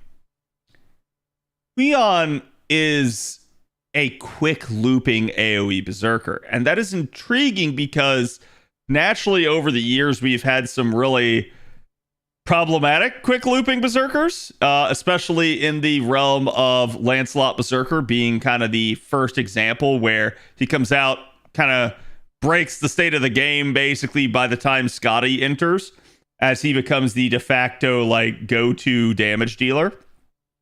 And we have like Xiang Yu that comes out later where it felt like the devs were just terrified of a 5-star version of Lancelot, so they made him just completely incapable of looping at the time, and they center him more around like crit damage. And he's gotten a lot better thankfully over the years, but still not quite at the level of someone like Lancelot.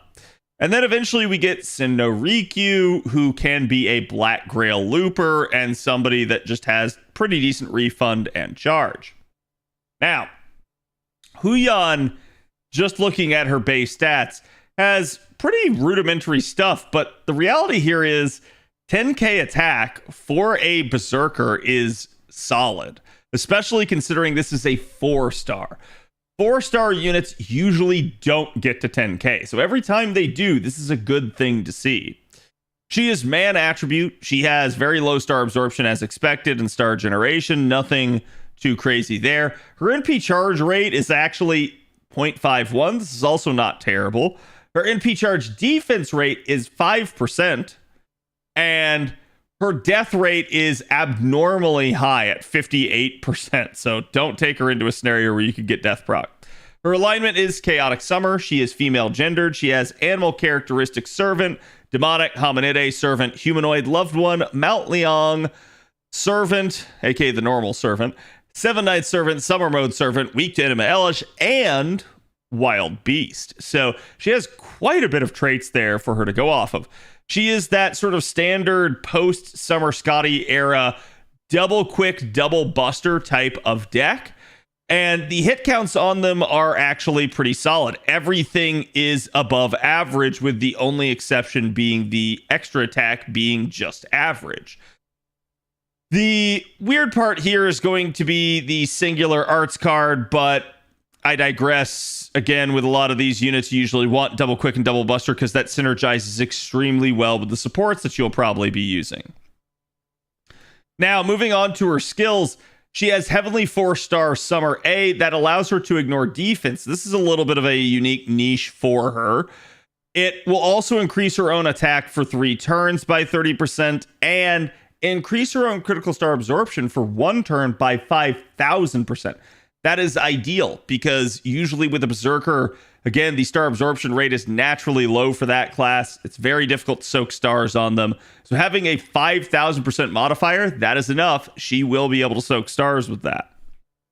Her second skill here is basically self-esteem needs at Summer B. And this increases her own quick performance for 3 turns by 20%. It's not a terribly strong steroid, but it does grant a self-on-buff activating buff for 3 turns that increases her own quick performance by 10% for 3 turns whenever she receives healing or max HP up.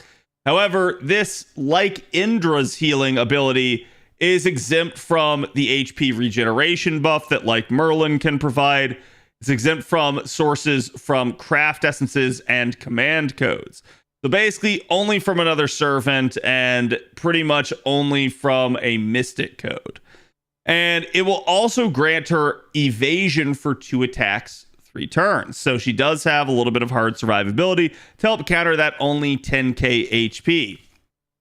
So all in all, definitely nice, but this is going to be one of those deals where you maybe want to use the Neo plug suit that actually has a heal on it instead of the stun, so that you can get a little bit more quick up for her to help her out. Her third skill here is going to basically charge her own NP gauge. This is a 30% charge and increases her own critical damage for 3 turns by 30%, and for that turn specifically by an additional 100%. So you're gonna have to play this one a little bit like smartly and pay attention to when you're having to use your charge skills and how much refund you're getting. But if you do that, you can create sort of a super crit turn where Huan could just crit something down and not even have to NP. Doubly so with all the stacking crit buffs that the Scotties might be providing her. She will also gain 20 critical stars on command on this. I'm not the hugest fan of star bombs on a quick unit, but they can be useful if you're not running conventional supports, or if you just maybe need this like right out of the gate when you maybe don't have somebody that has a star bomb as a support. So interestingly enough, she's got a pretty rudimentary kit, and it is what it is. Looking at her passive skills, she has, ironically enough, Madness Enhancement EX. She's one of the few Berserkers that actually has it, and continues a growing trend of usually Berserkers that actually get Madness Enhancement EX are not actually Buster-based Berserkers. So it is an interesting one in that regard. She has Phantasmal Beast Possession C that increases the star absorption of her Buster cards by an additional 10%. And that's basically it for her passive skills.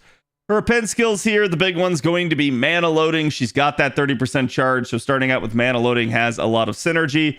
Her third one, with her being a Berserker, is just going to be pretty much completely useless most of the time.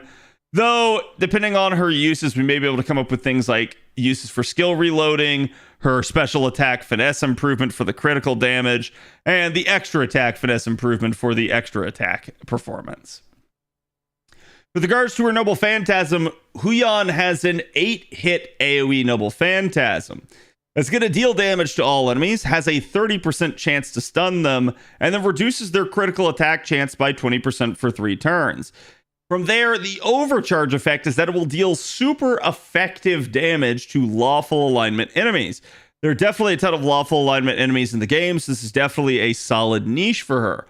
I think my biggest issue with this NP is that it's primarily the low stun rate, just being completely unreliable. 30% stun is not something you can play around. It's just going to happen, and if it does, it might be something that you don't anticipate to such a degree that when it actually does happen, it might actually screw you up in some way. So it is what it is, but I vastly would have preferred to see that be at least something like the 60 to 70% range, just for at least like a decent odd of it happening. Now, what does that mean for Huan Zhou's performance? Well, on screen, you guys are going to see this is basically Huan Zhou's performance against casters, her actual NP gain rate with double Summer Scotty. And forgive me, these graphs here this time around are going to be a little bit different. Avalon, who normally makes them for me, is sick today, so I had another friend help me out, and we came up with this, and it is pretty good and should serve our purposes. So basically what you guys can see is that against casters, which have the most refund as an enemy type, against them, you can manage to hit basically 50% against 3 targets, or really 48% even, if you can get 5 hits of overkill. Now, all 5 hits don't have to be to one unit. It's just 5 hits in general across those 3 enemies. So it's not impossible to do, but you guys can see this will make things difficult. Huan Zhou's refund is not stellar. And a lot of it's going to come down to, can you manage to maybe finagle the support setup to get additional quick ups on her from that extra healing stack? Here is Huan Zhou's refund now against purely neutral enemies. You can see at this point, she cannot get the actual requisite 50% charge that she would need to be able to like Black Grail loop. So there's going to be scenarios where, yes, you actually can Black Grail loop with Huan Zhou, but it's going to be highly node and enemy dependent. And it's something that will probably happen more frequently here in the actual summer event than outside of it. Because right now she has 100% damage bonus. She is going to be getting a lot of extra overkill due to that. So her refund will actually look a little bit better during the event than it maybe would look outside of it. But this is definitely something to denote. And yes, there are numerous other support options you guys can use to try to get Huan Zhou's refund to a better place, including, as someone just mentioned, Nero Bride can definitely be an option for you. A lot of the times, quick-based refunders, so not units that brute force their charge, but actual refunders that rely on their hit counts, they scale really well with units that provide NP gain. Because they are so predominantly refund focused, that really helps them, as opposed to a unit that maybe has low hit counts at a low NP gain rate. Those are usually the better ones to brute force with charge. So now on screen, you guys can see basically what it would look like with, and we are using cranking here. Please understand, this is just because arguably cranking's like one of the best 50% starting charge Cs. There are other quick centric Cs that you could provide, but they wouldn't necessarily provide more damage output for her. So starting around with a 50% CE, we can basically do double Summer Scotty and Oberon. This is going to allow for at least decent output here, particularly in the lawful niche.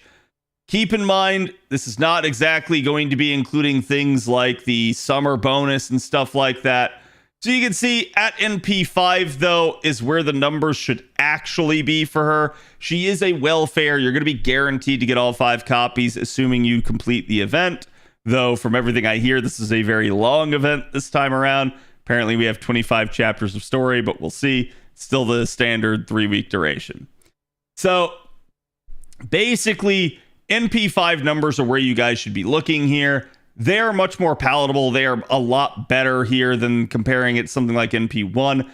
But is this going to be better than maybe some of her other competition? Is this going to be enough to see regularly use?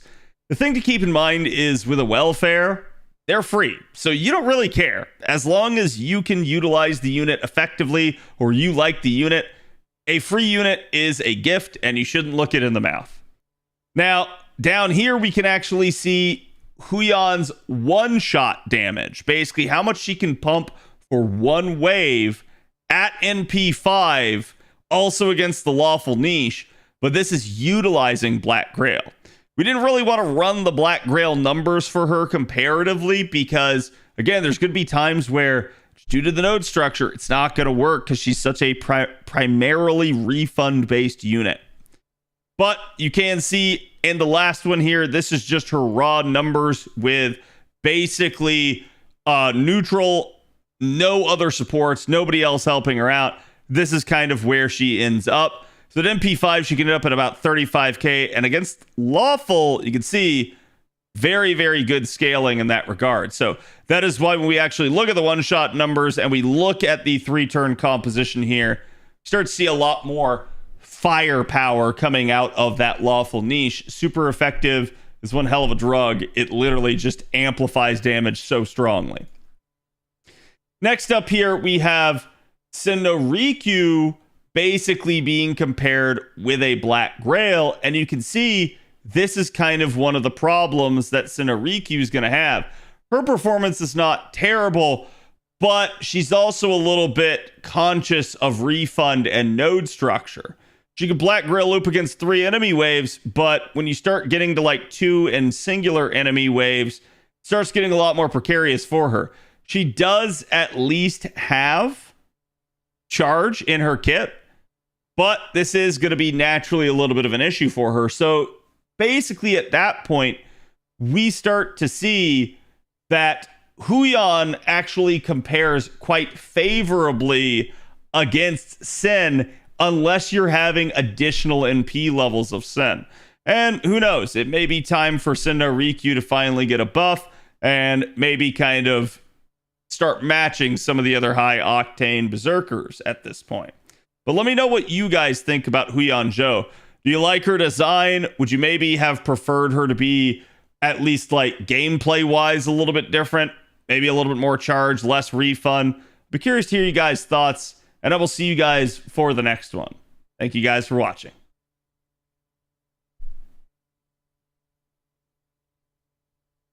Okay.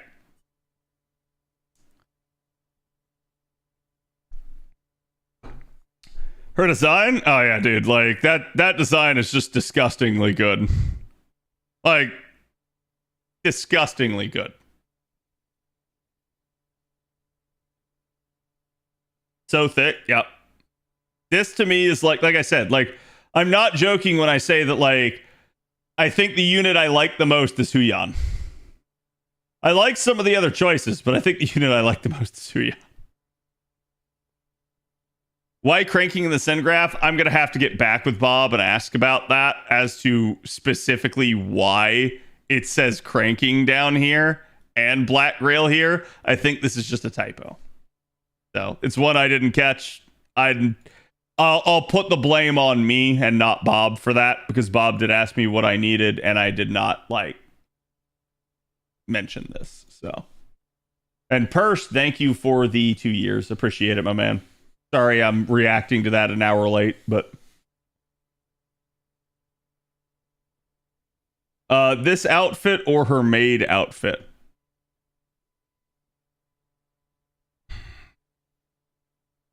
This outfit. I like the maid outfit, don't get me wrong, but this outfit. Like, you're basically asking me, would I like skimpy or skimpier? And I want skimpier. Because I'm a man. No.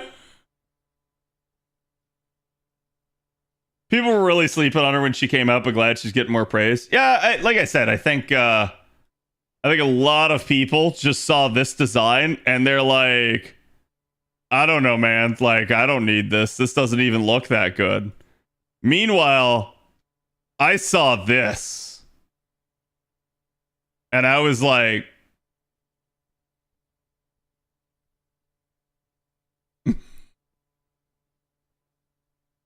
and then I saw this and I was like, and then I saw this and I was like, and then I just went back to looking at this.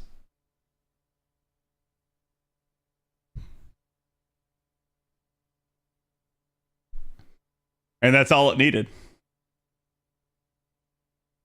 I do think they did her a little bit of a disservice with like some of the headgear, but I get it. Like, it is a Chinese unit. That's the like motif they're going for. And none of those designs are like that out of place. I never even noticed the hooves, damn. Yeah. See, chat. It's Huan Zhou. The Japanese call her Koin Shaku. And that is, where is it?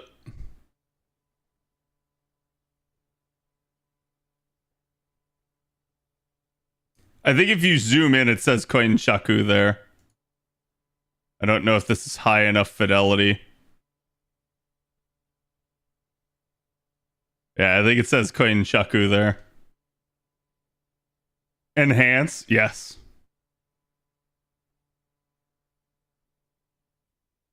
My problem is her story parts up till now have her with Liz.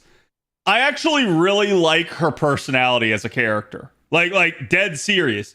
Every scene that Huan has been in, I have generally liked. And it has only been that, like, yeah, like you said, it's like Liz is in some of the other scenes, and I'm just like, bro, I don't care. Show me Huan again. Admit it, you just wanted to zoom in on her boobs. Chat, do you know how many boobs I'm surrounded with? There are currently 3 sets of boobs on this screen. So yes, I did want to zoom in on her boobs. And I don't deny it. And I also don't feel bad. Deal with it.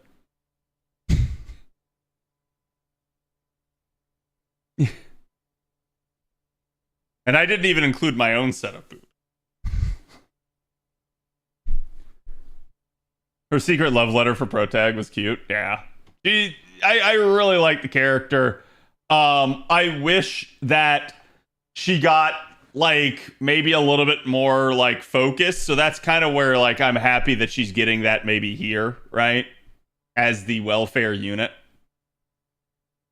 Who do we got next?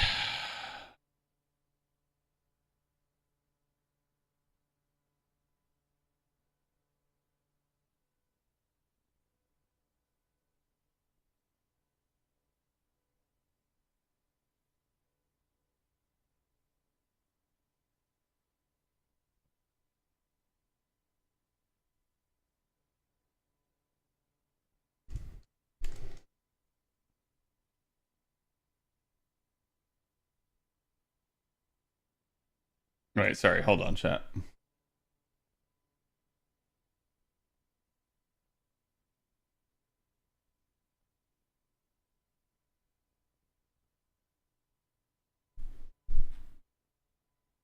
Okay. Chat will do it in reverse order. At this point, we started with the welfare. I'll start with Kriemhild now.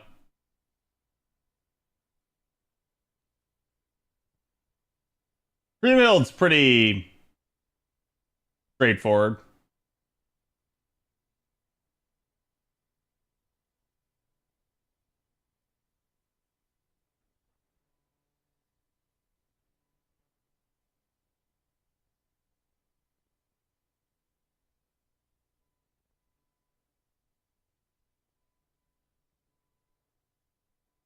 Yeah, that's right. That's how I know it says that. Okay, so chat.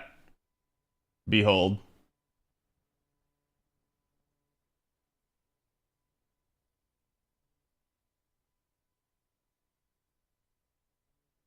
Artists got me covered.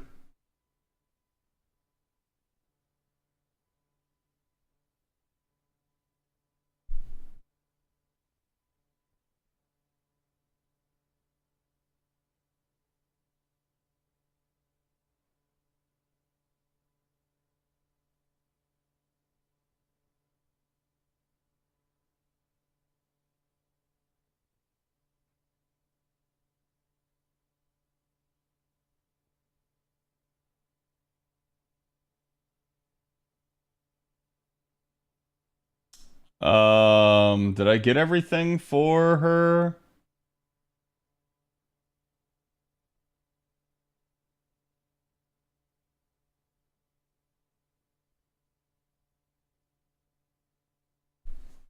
Can't wait till we get to Passion Lip Chat. Gonna make people mauled. Because I think I'm gonna throw my my charge calculation up on the screen. And then people are gonna be like, Cad, what the heck are you doing, man? I'm gonna be like, it is what it is.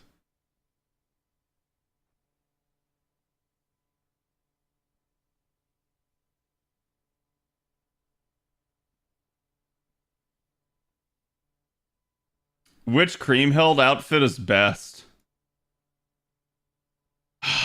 I really like the third ascension here, but like, God, that is such a fucking meme. Like, that is such a meme, man.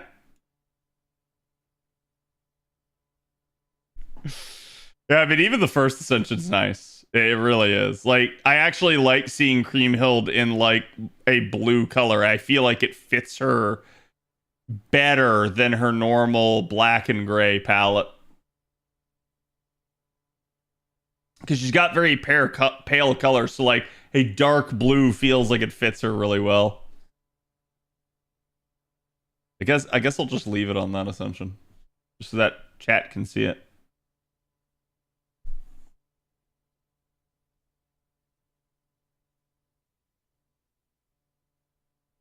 Next up, we have Kriemhild Rider. This is going to be our 4-star for the very first banner on JP. And this one comes out of left field a little bit because while we knew Kriemhild was confirmed for a while now, we did not expect how this was going to transpire. So, again, she has been likened to Sharknado and Baby Shark and everything due to the second ascension, where she is basically the shark rider who is sending out her shark knights against her foes. And she even has Sharkfried show up in one of her animations. So, I don't think anyone was prepared for this. This may have been the crazy noble phantasm that Nasu was referring to and saying, please don't use this on the final boss. And now I kind of want to see it just because of that. But who knows? That crazy noble phantasm may still be from Banner 2 or Banner 3. We'll have to see. So, interestingly enough, Kriemhild is coming to us as a single target Buster Rider. And that is kind of rare at this point. We have not gotten a whole lot of low star single target riders over the years. And even the ones that we do, they have all stood up very well. So Kriemhild coming in now when we already have, say, a welfare single target rider is an interesting thing. And it makes me really wonder what the devs' plan is for her.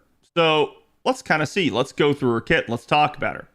Kriemhild starts out with 9k attack and 11k HP.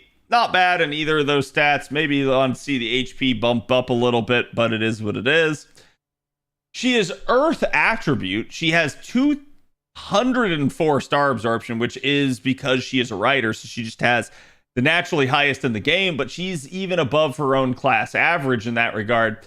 She has 9.1 star generation, only 0.48 NP charge rate, and that's actually irregular for a Buster unit. Usually we see higher NP gain rates for a Buster unit, though to be fair, we'll talk about her deck here in a minute. There's a 3% NP charge rate, a 35% death rate, which is over average, and a chaotic summer alignment. She is female gendered, and she has the traits of Hominide Servant, Humanoid, Riding, Normal Servant, 7 Night Servant, Summer Mode Servant, and Weak to Enema Elish. Now, with regards to her deck, and this maybe explains some of the NP gain rate issue there, she actually has very good hit counts on everything, with only the extra, the Buster attack, having normal hit counts. Everything else is above average. But she does have 2 Buster, 2 Arts cards for her deck here with a singular quick. So I think it's the inclusion of that second arts card that is maybe why they're holding the NP gain rate back a little bit. Because, I think in a lot of other cases, we would have maybe expected to see, I don't know, a second quick card or maybe a third buster card. They give her the 2 there, and that's going to help out NP gain options with card output. Moving on to her skills, her first one here is Dignity of a Court Lady EX. This is basically a buster and arts-based steroid for 3 turns each, only up to 20%, so it's not insanely good in terms of steroid quality, but it is at least a decent thing that's going to cover most of her deck output. Now, she does have NP gain rate here by an additional 20% for 3 turns, and that will also help deal with that naturally low sort of NP charge attack rate. On top of that, she gets solid defense here by having 2 attacks, 3 turns, invincibility, all of this on a 6-turn cooldown, so we can potentially double this sort of thing up in a Koinskaya setup. Her second skill is Charisma of Shark.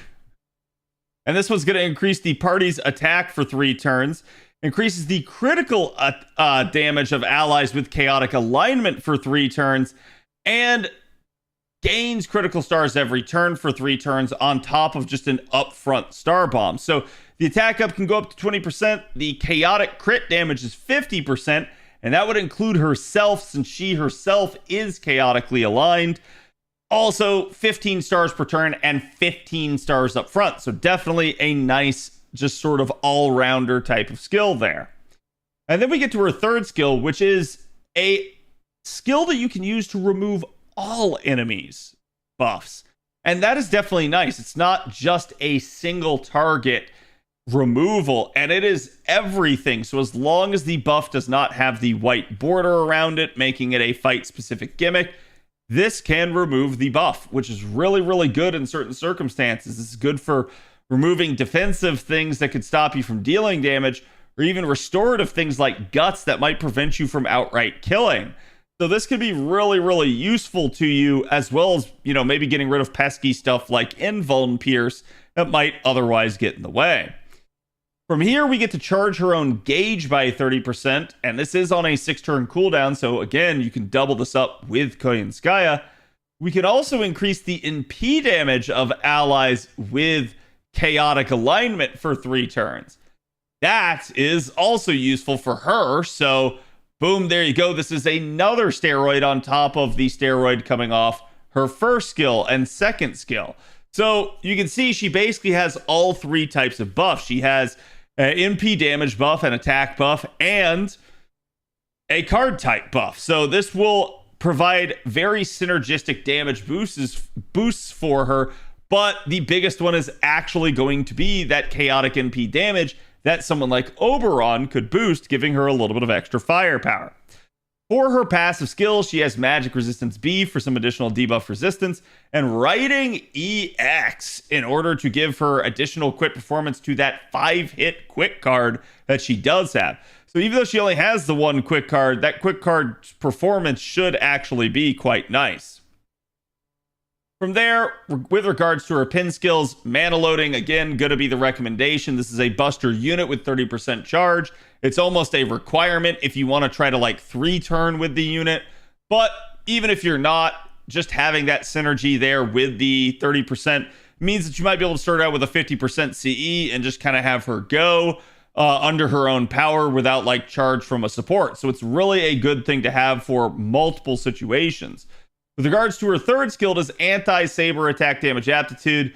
There could be some synergy here, but I don't really recommend this. Again, it is a rider, and it's probably not worth your coins long term. The additional critical damage from the 4 skill and the skill reloading, reducing cooldowns, might be better picks, as well as the extra attack finesse for her. But I'll leave those choices up to you. A lot of her skills are 6 turns, so realistically speaking, only go for the 5th append if you want to be able to get to the steroids faster in order to be able to have them back by, say, something like turn 2 or something like that.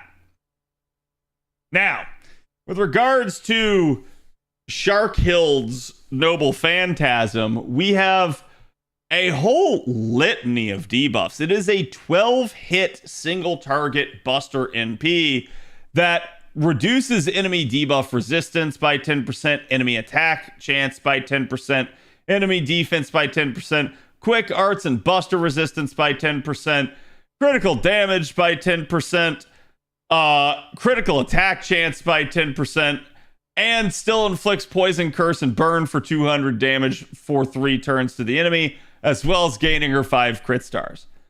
All of this, though, happens after damage. So unless you are Noble Phantasming again and again against a unit, or you're carding after the NP, this is not that big of a deal. It certainly could add up with multiple Noble Phantasms, but realistically speaking, everything here is basically 10%, so it just is what it is. Also, due to the fact of it happening after the Noble Phantasm, if you were trying to use something like, say, Honey Lake or something, the burn effect that would happen is going to happen after the NP, so you would need something else to apply burn before the NP to get the special power modifier on her. Interestingly enough, though, it doesn't stop here. She gets an overcharge effect that, just like Huan Zhou, basically is a super effective attack against lawful alignment enemies, and there are plenty of them for her to pick on. So this is a really, really nice niche for her to have, especially due to that super effective modifier. It's going to make her hit very hard. And this is something that will scale with your overcharge should you manage to get more. So with regards to that, what does that mean for Kriemhild? Well, if you wanted to 3-turn with her, you're going to be looking at using something like cranking. But if you wanted just pure one-shot damage, you're going to be looking at things like Black Grail, or again, maybe Honey Lake, something where you can actually just amplify the damage for just a one-off Noble Phantasm. To me, it really just depends on the node and what you're trying to do. And there are various other things that you can worry about, but I wouldn't bother with things necessarily like Invuln Pierce, just due to the simple fact of her being able to remove buffs. Though there are scenarios where something like that may be useful if you can't remove the buff that you're facing due to a fight-specific gimmick. Taking a look at Kriemhild Rider's actual output here, on screen you guys can see she has her self-buff only raw numbers. Not looking too hot here, but admittedly, this is just NP1. Unlike with like something like a welfare, you're not guaranteed the 5 copies unless you actually roll for them. So you can see she's coming in at about 39k here, raw, which is, again, neutral output. We're not looking at like it being an effective class that she's up against, and there are no supports coming in to help her out. You can see from there, the lawful niche practically doubles output at almost 60k damage. You're at 59k there. And if you do get her all the way up to NP5, 65k would be your just normal damage, which is even higher than the super effective at NP1. And then 98k would be how much you'd be getting out of the lawful niche at that point. Now, in terms of one-shot damage with a Black Grail, Double Koyanskaya Oberon might be the best scenario here, that you could mix in somebody like a Waver if you manage to have somebody that is lawful that you're up against and you want the additional overcharge. But for the purposes of this and demonstrative purposes, we just went ahead and said, hey, this is a comp we're going to run. And you guys can see the damage output is not to be denied. These are still neutral numbers, but they are at least going to include things like the Mystic Code, the Craft Essence, and now the support units amplifying that damage output. And you can see just how much damage there is there.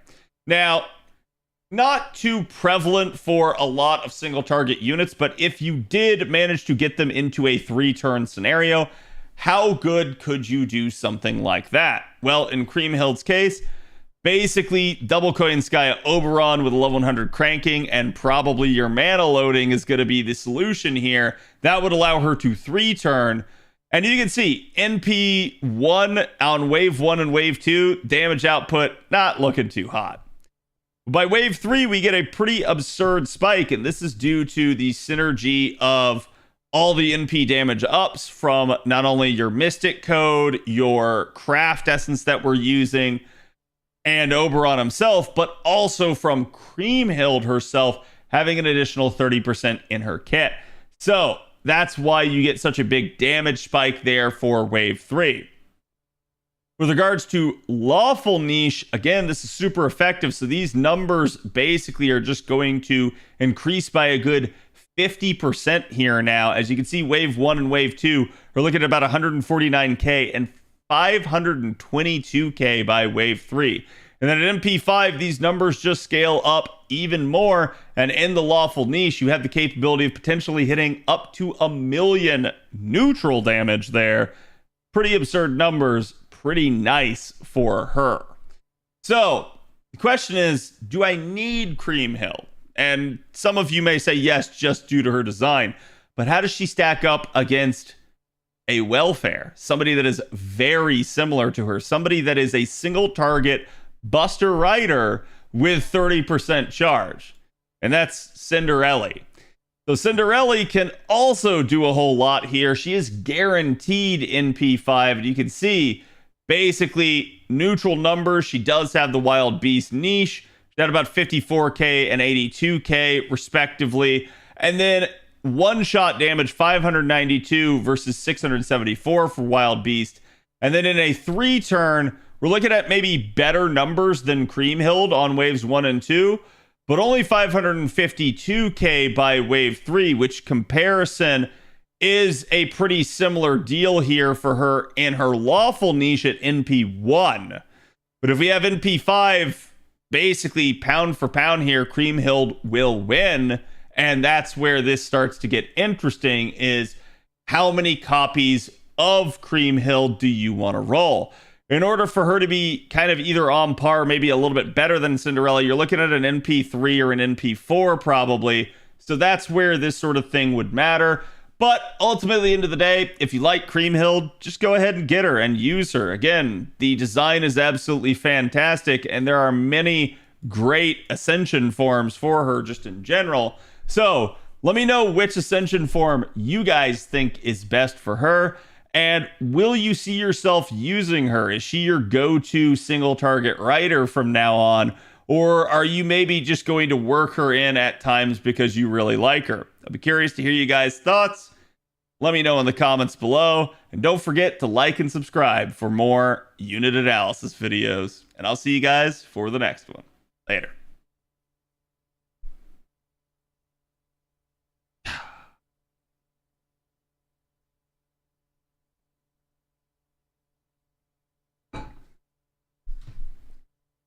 He has a lot of NP damage to double. Yep.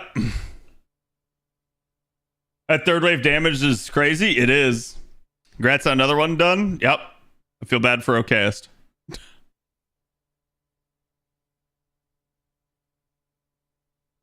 You called her invuln solid defense, or no, I said solid defense, not solemn defense. But I can understand how it sounded like that. So basically, because I think like in my brain I was about to call it solemn defense and I corrected myself to solid. It sure sounded like it. I know.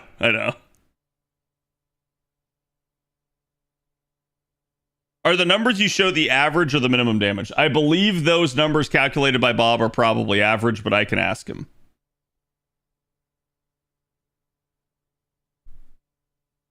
At least there's no stuttering in the videos? Yeah, because I'm not recording. Basically what I've been having Okayist do is Okayist is pulling the VOD instead of me recording and sending it to him. And that's because I have not had the time to fix why I am getting stuttering when I record.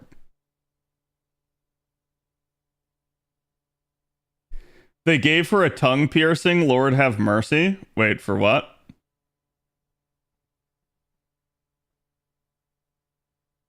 Also, where is this Ascension? Like, this is where I have the opinion that, like, we get robbed. Like, it's It's literally this ascension. Just she doesn't have the shark outfit on. That is what stage 4 is. That's over that shark, yeah. Shark suit is perfection. So chat, you're saying the shark suit stays on.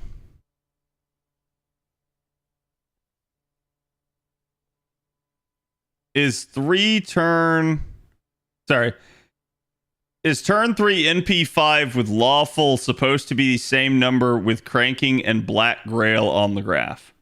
For which one? For this?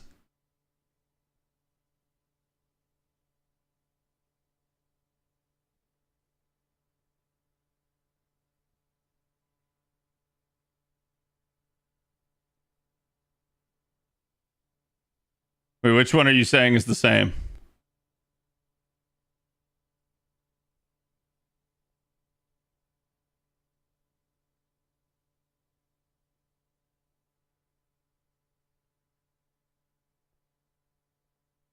They do the same number, yes. Yeah, like I'm not sure which number we're talking about, but my initial instinct is yes.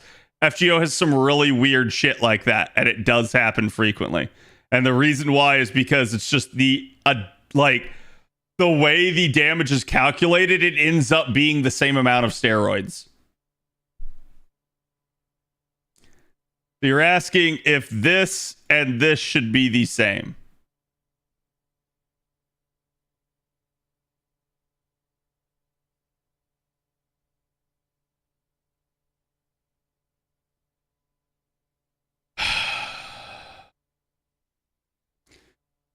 This has doubled up skills.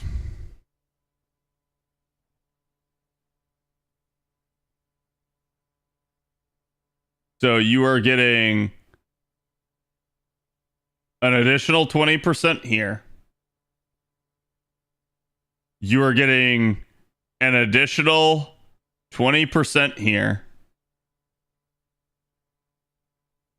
And you are getting a second stack of this, which is an additional 60% with Oberon. You were getting an additional 100% NP damage in a 3 turn versus a 1-shot.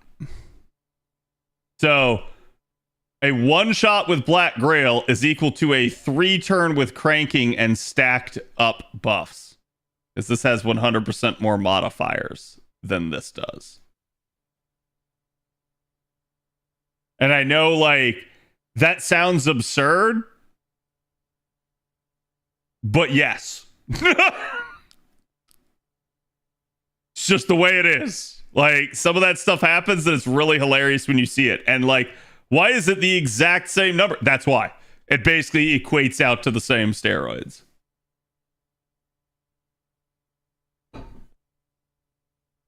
Math, baby. Yep.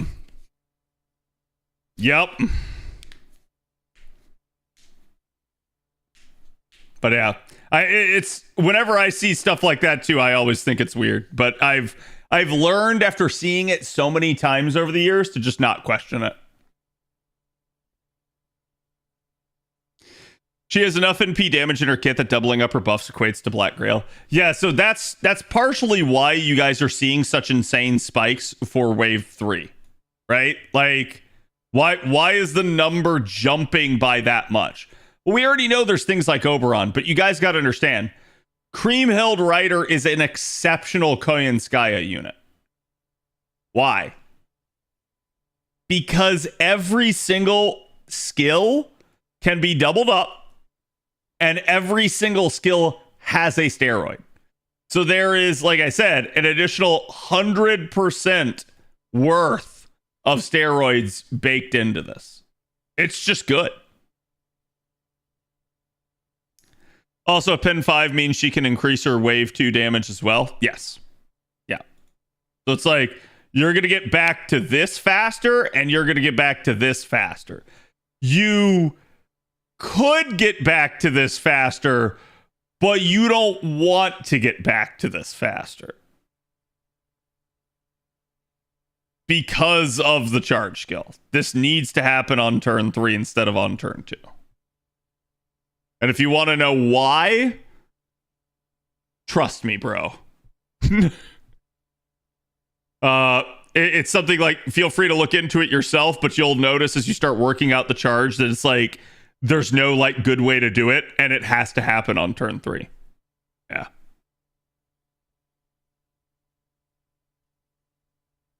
That number doesn't include Koyan's man trait. True.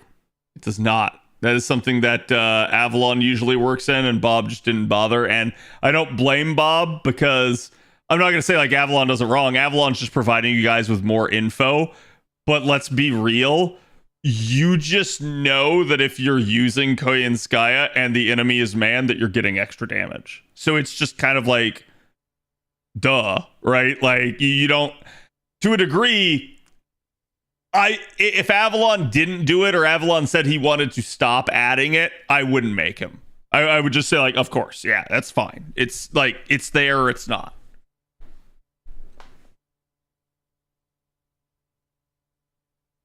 Weird how they did not make skill 7, or they did not make the skill 7 turn cooldown to force us to roll more for a pen 5. Calm down, Satan. Stop saying such things. This is a 4-star. We don't need that shit.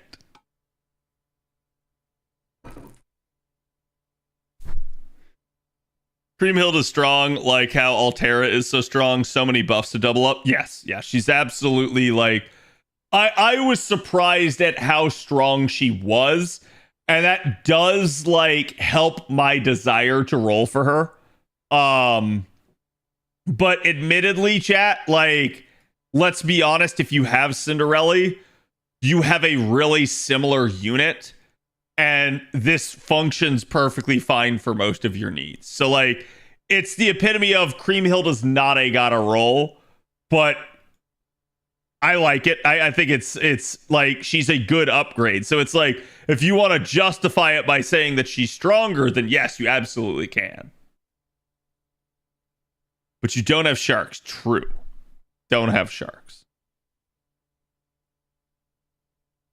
Oh, I forget Cream is single target. Yes. Yep. She's anti-unit. Like, and I saw everybody being like, oh my god, there's so many debuffs. She's insane. Chat. This shit's 10%. It's not that much. Like literally, what here increases her damage output if you NP again? This and this. That's it. The rest of these things are all nice, but like, this is kind of a like, we threw up on the screen, and now if you wipe it away, you realize there's just not actually much there, right?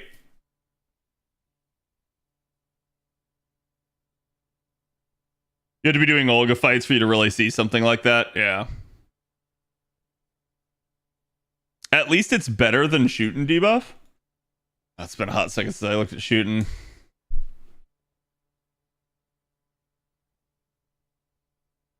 It's 3 turns. But yeah, it is. Oh, these are also 3 turns. Sorry. My brain, I was thinking it was 1 turn for some reason. Still. Speaking of shooting, she needs a buff. Yeah, I'm actually kind of surprised that they haven't. Shooting, to a large degree, shooting feels like they just forgot about her in favor of Ibuki. And I know plenty of people that are shooting fans that, like, just are kind of middling or, like, don't care too much about Ibuki. So, for better or worse, I'm not going to, like, knock them for creating Ibuki, but I will knock them for, like, leaving shooting behind and not doing anything with her. And I think, like, they have unfortunately done this with several units throughout FGO's history. So, it is what it is.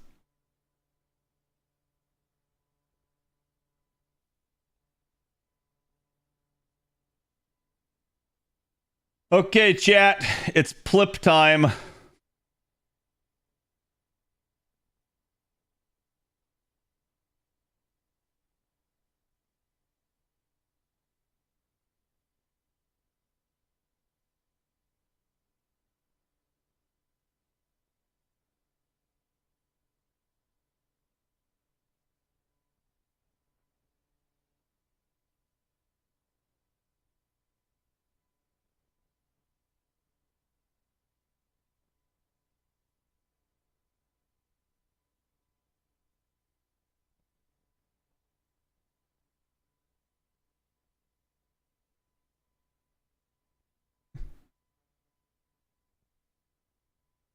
This is good, right? Like, chat, you guys understand this, right? Everybody knows what this is. I don't have to explain this. This is self-apparent. Do we know when the other banners drop? Banner 2's Friday, Banner 3's Sunday.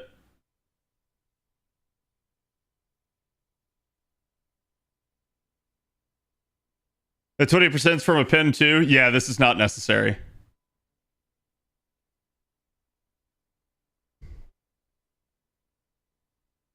No. Allow me to explain, chat. 20% from a pin 2, which we don't need.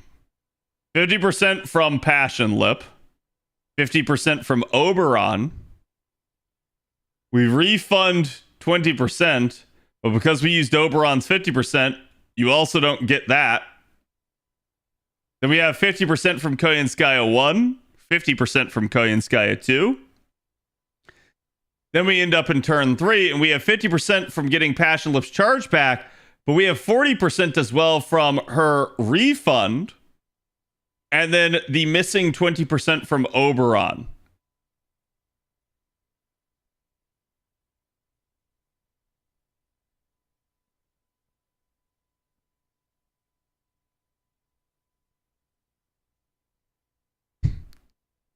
Bob tried to tell me earlier today, he's like, oh, she can't Black Grail loop. Oh, even if she could, she'd have to get rid of Oberon. And I'm like, no, I found a way.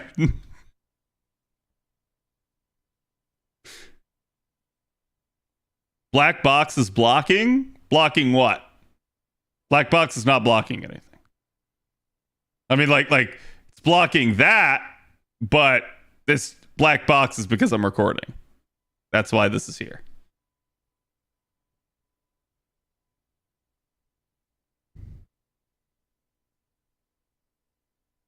Blocking the view, yeah. How is she getting 40% refund? I'm so glad you asked. Why don't we talk? Okay.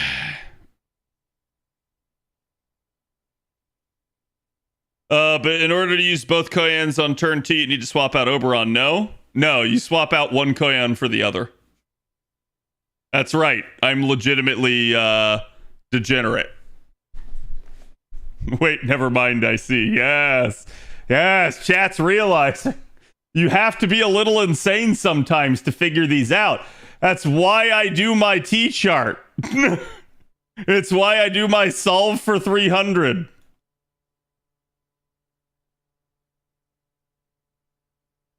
Did you seriously wait for someone to ask? Yes.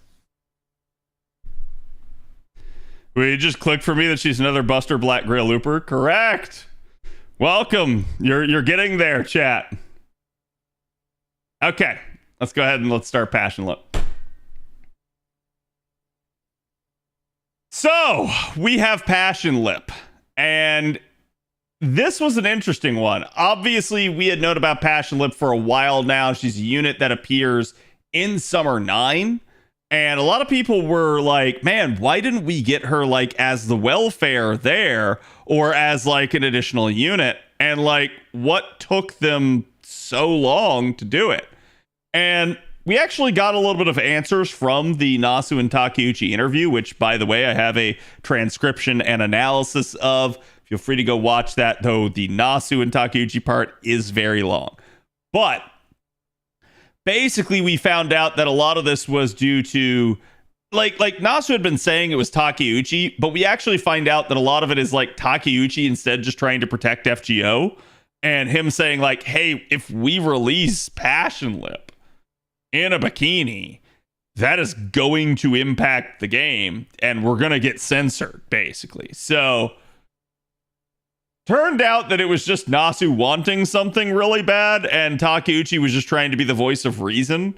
And then it was hilarious because he actually goes up and has Wada Arco make the NPC for Summer 9.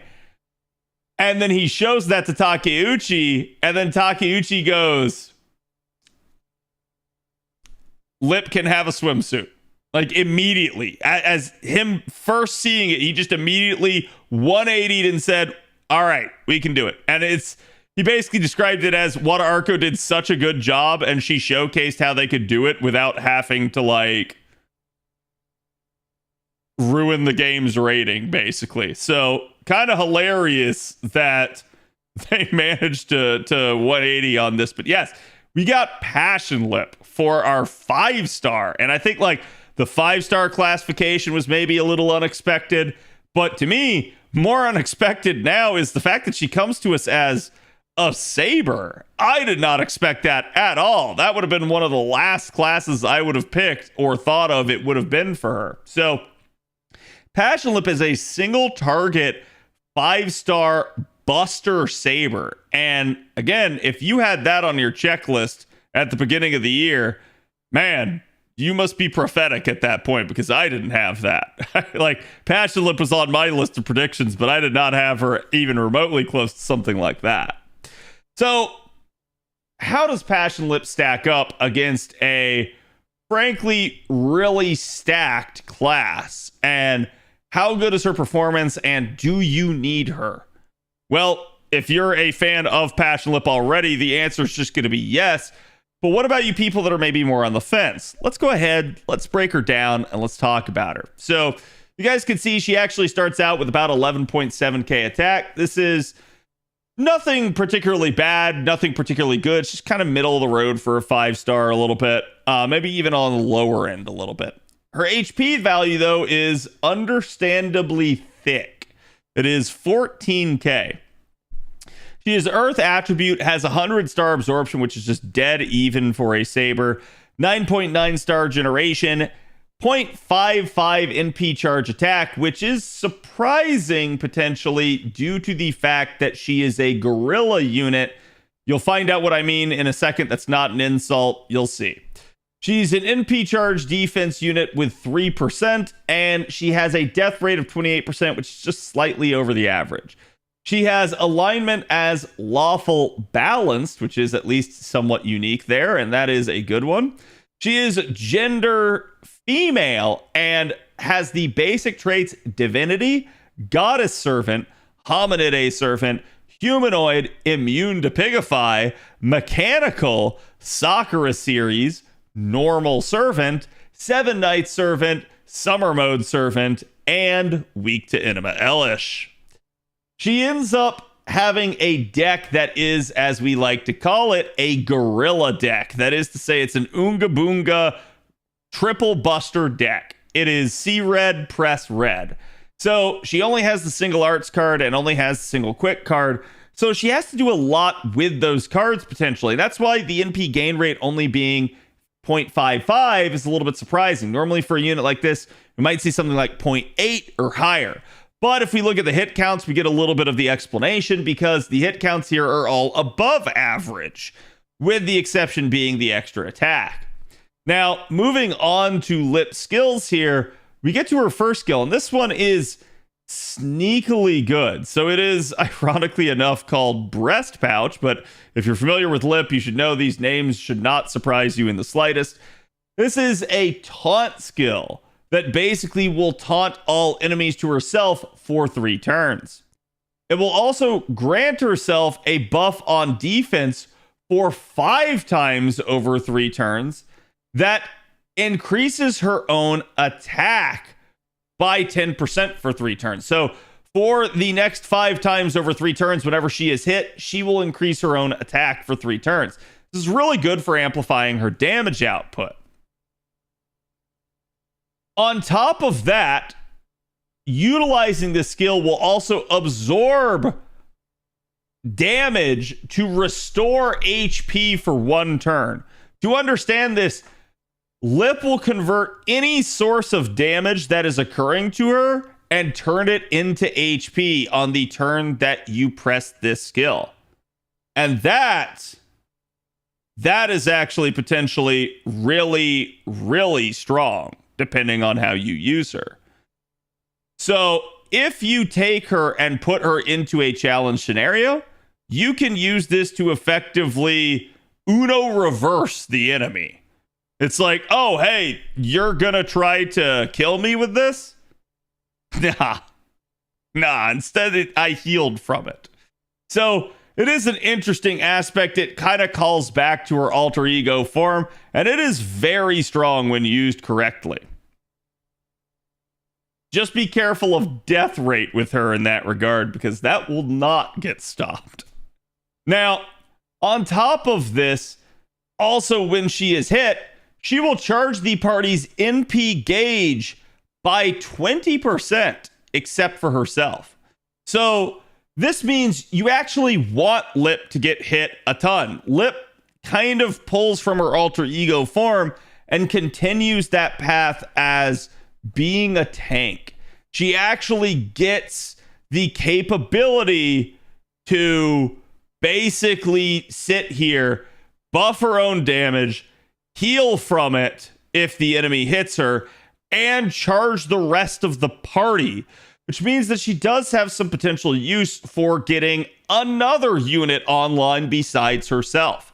And that can be really, really valuable. Or it can just mean getting your supports online and allowing them to help take care of Lip in the interim turns. So it is a really, really nice thing for her to have. What's the downside? Well, one, if you don't lore this skill, you will not get 100% damage absorption. And two, if you don't lore this skill, you won't have a 7-turn cooldown on it, meaning it'll take you even longer to get this. Now, if you're just using her for farming purposes, you're not going to care as much about this effect. But if you're using her in a challenge environment, those cooldowns are going to matter, and doubly so if you combine this with a 5th append and Koyanskaya to allow you to keep getting back to it faster. So again, it's a very, very strong skill. Her second skill is a callback again to her alter ego form. It is Trash and Crash, and this is going to increase her own buster performance for 3 turns. This is just a nice 30% buster steroid. It also allows her to ignore defense for 3 turns, so good luck reducing the damage that she outputs. And it will grant herself a debuff on attack buff for 1 attack over the next 3 turns. That is to say, when you press this skill for her next attack, she will have a 70% chance to stun 1 enemy when she attacks. And that can be particularly good depending on the scenario. Though, if you have the taunt active, be careful because this could interfere with an enemy hitting her. From here, last but not least, it is a 50% charge skill. So this is just a really absurd skill for her in terms of how much it can provide. The downside to this skill is just like with the first one, it is also on the 7-turn cooldown. So you guys are really going to want the 5th append on Lip, and we'll get to that a little bit more in the append section. Then we get to her third skill, Princess Order EX. Now this one's a little bit weird and it has different effects depending on who's being targeted. So basically, if you select an ally that is not Passion Lip, you will grant 1 ally the Prince on the White Horse status for 3 turns. What does that do? It increases the owner's critical damage. 1 ally gets the critical star regeneration buff for 3 turns, as well as their critical star absorption for 3 turns. And it grants that ally defensive class advantage against 7 Knight Servants class enemies for 3 turns, basically meaning that they take 0.5 damage. On top of just outright granting critical stars. So how much does all of that give? Well, Basically, it's 100% extra crit damage. It is 20 stars per turn. It is 5,000 absorption. And it is 20 Prince stars.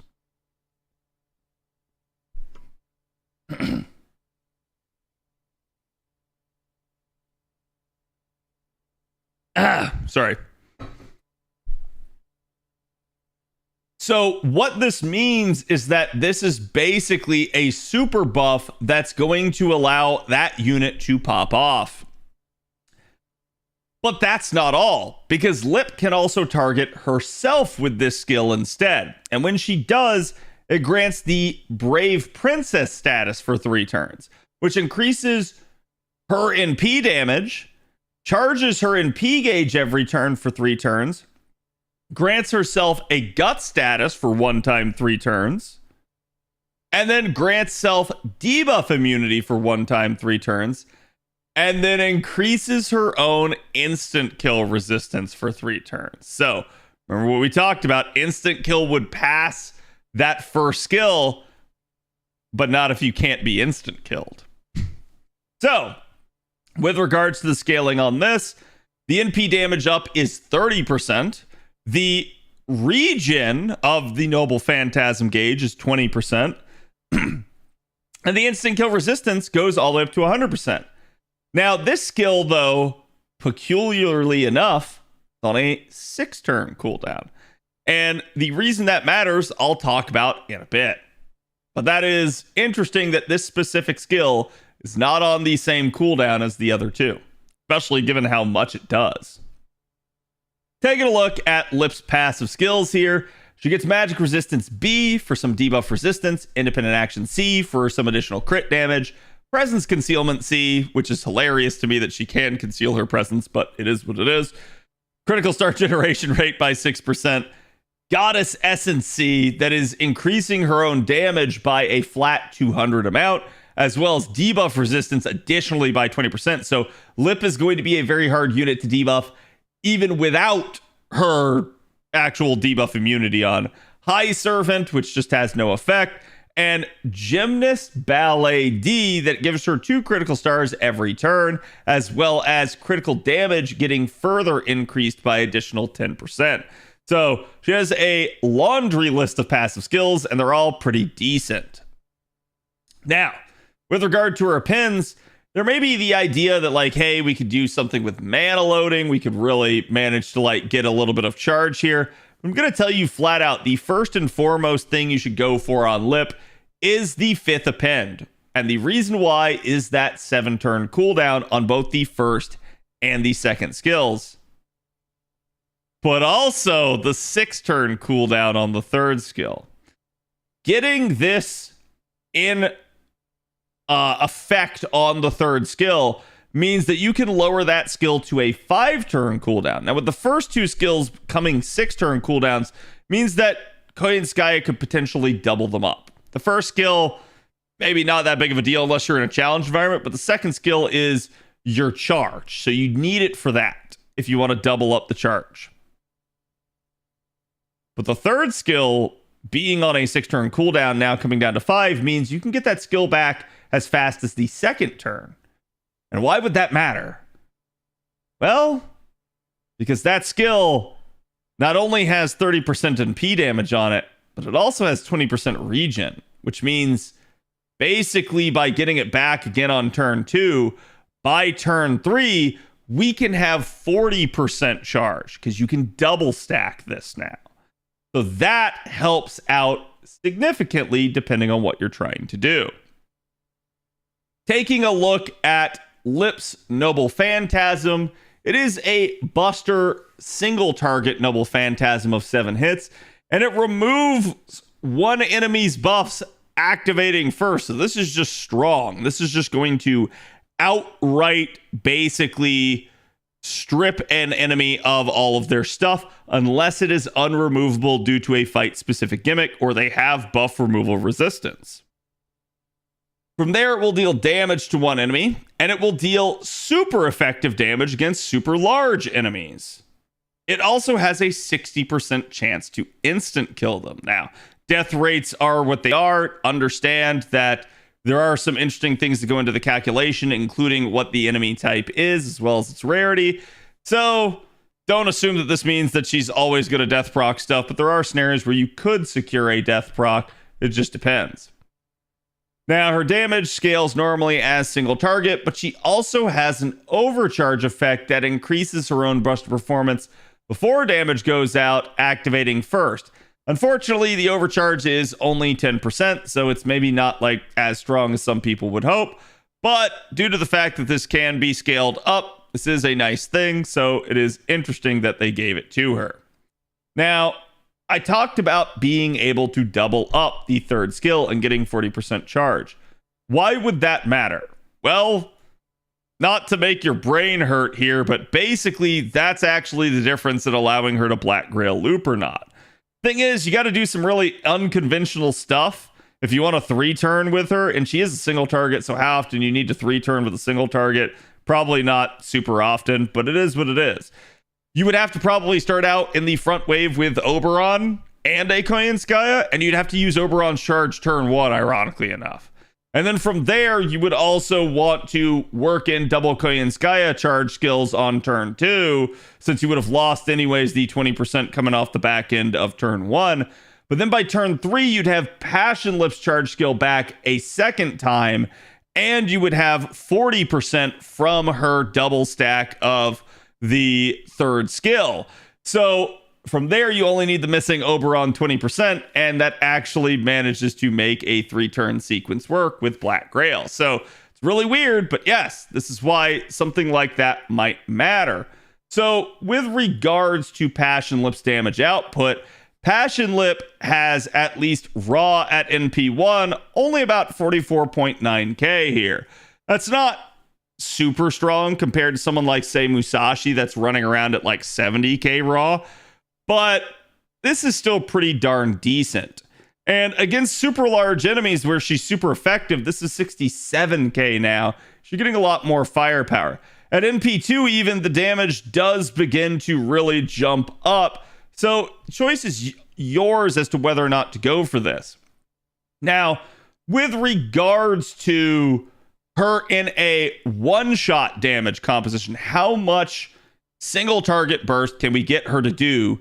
Well, double Kriemhild Oberon's probably your best bet there. Running a Black Grail, you guys can see these are still neutral numbers, but now we have the benefit of being surrounded by supports and utilizing a craft essence. So you can see just actual damage output pretty darn solid there at 459k. But against super large, we're looking at 689k. And at NP2, you're already just massively jumping again for up to 612k there and 918 against a super large.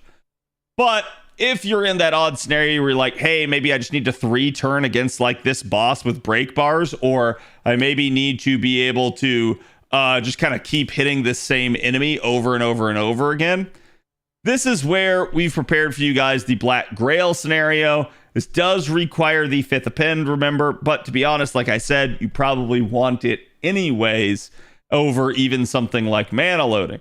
But you can see the first 2 waves there, not the strongest there. At least wave 2 gets a little bit stronger, but by wave 3, it really pops off in damage at 487k against super large 731k. And at NP2, you're looking at 650k already and 975k. So you can see getting that second NP level of lip definitely has a huge impact, but is it required? No, certainly not. Like, depending on what you're facing, you might be perfectly fine without it, and it really just boils down to how much actual, like, monopoly damage do you need in order to overcome the enemy that you're fighting. But yes, Lip is a very, very strong unit in the right circumstances.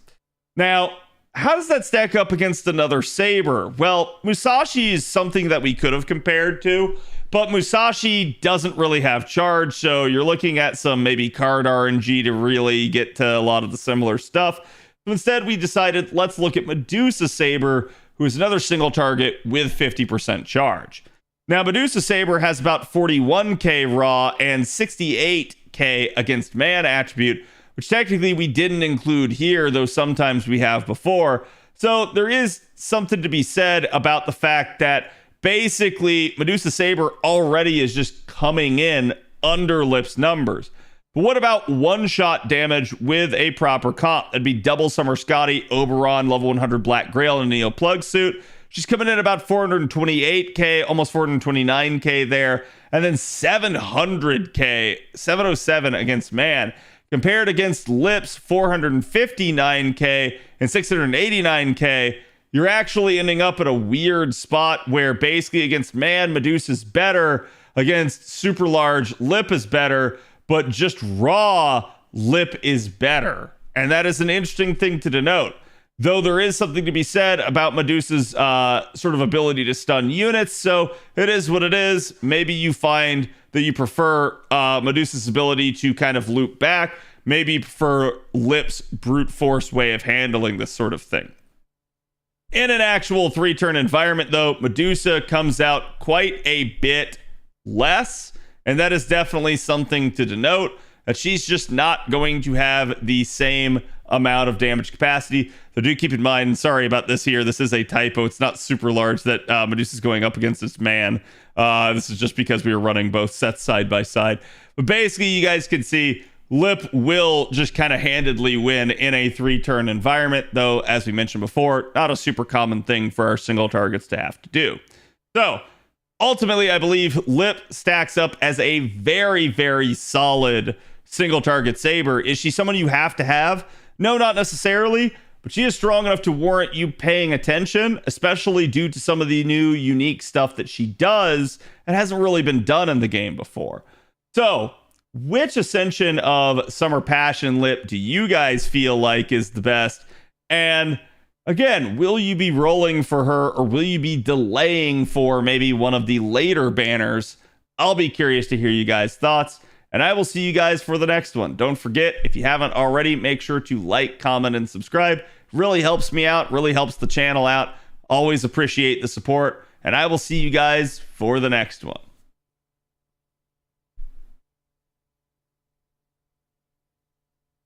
Okay, there you go.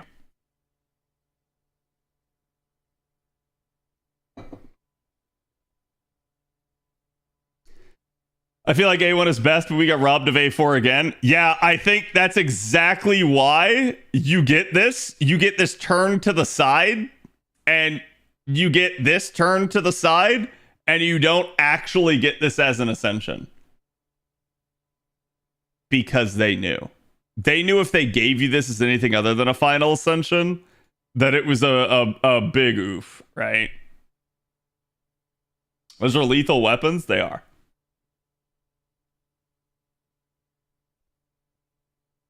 NP5'd and 18 multis?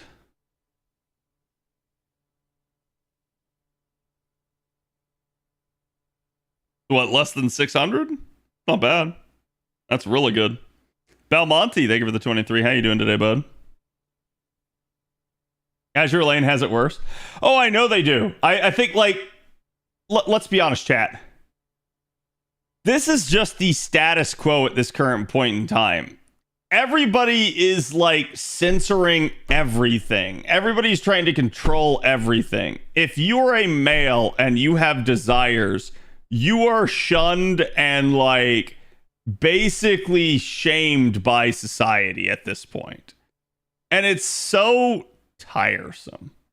I'm not gonna like, basically to me, they should be trying to teach things about how to better deal with your desires rather than trying to say you're not allowed to have them, because we all know what happens when you tell somebody they can't do something.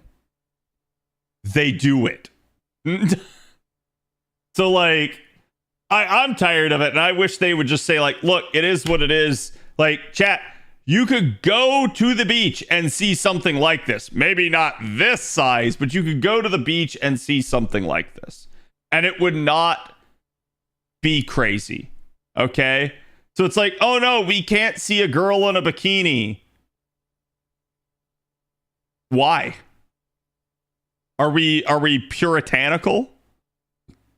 Like, does everybody have to be covered up? Like, to the point where like all we can see are our eyes and maybe like our shin?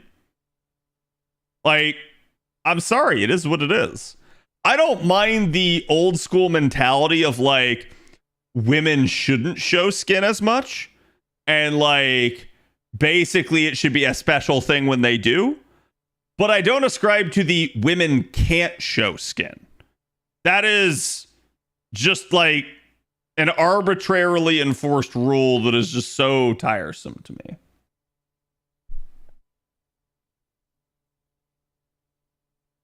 I guess it's their culture.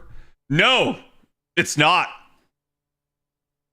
A lot of the like censorship in Japan is basically, I think, because of the West. I think they fear their perception in the West, and they don't necessarily want to be seen as like just the horn dogs that they absolutely are. Now, what's the problem with that? The West is also horn dogs, but we try to act like we're not. So it is what it is.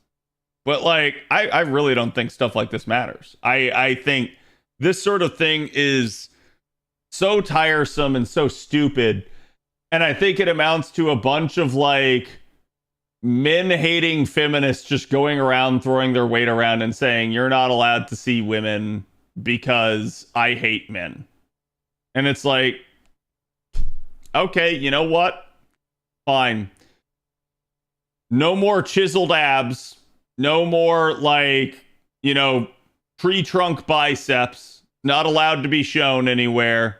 Nobody is allowed to be able to see a shirtless male anymore. Too bad. If we can't have, you know, skimpy clad women, you guys can't have hot guys. It is what it is. So it's like, to me, everybody has to play by the same rules. Just let everybody have it, or nobody can have it. Not, oh, just men can't have it. No, fuck that. That's so stupid.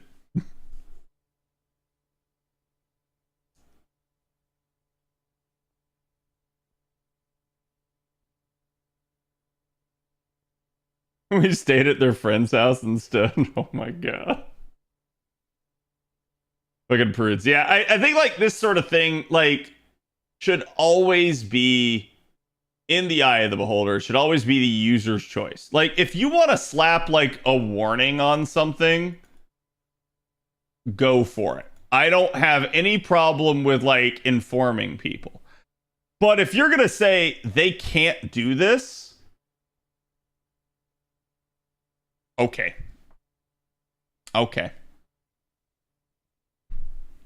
Yeah, I want to be clear. I don't think all feminists are bad. I think some feminists actually legitimately are just trying to like be pro-female and like just kind of be about like female empowerment and like feeling good in their own skin and stuff like that. And I think that's fine. In the same way that like it's fine for men to feel the same way. If you are somebody that's like, bro, I hate men. Bro, I hate women. Like, okay, man. Like, I don't know what it is. Like, don't hate the entire group based off of bad apples. Because it's true. Like, usually the way women get like that is because they've been wronged by men. Or maybe just perceived that they've been wronged by men. And it's the same thing for men. Men will get that way because they perceive they've been wronged by women. And it is what it is.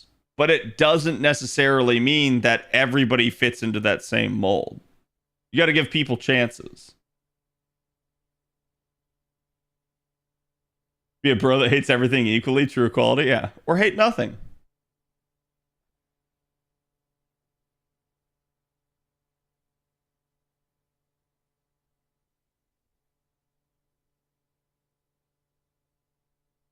Just being obtuse old people? No, I don't think that's it at all. That's not it at all. Because I straight up think that if that were the case, chat, if that were the case, you wouldn't even get this. I think this is living proof that that's not the case. They want to do it. Like, Nasu was chomping at the bit to do this. He absolutely wants this. Why didn't he? Why didn't you get this? They fear it. They fear that censorship. And that's why that fanny pack is right where it is. They want to do it, they can't. I think it's the payment processor issues we saw recently that have been going on in Japan. It's maybe to a lesser degree, yes, but I think like even before that, it's like age ratings on games. And knowing that they have to appeal to a global audience. Rolls today for Lippy.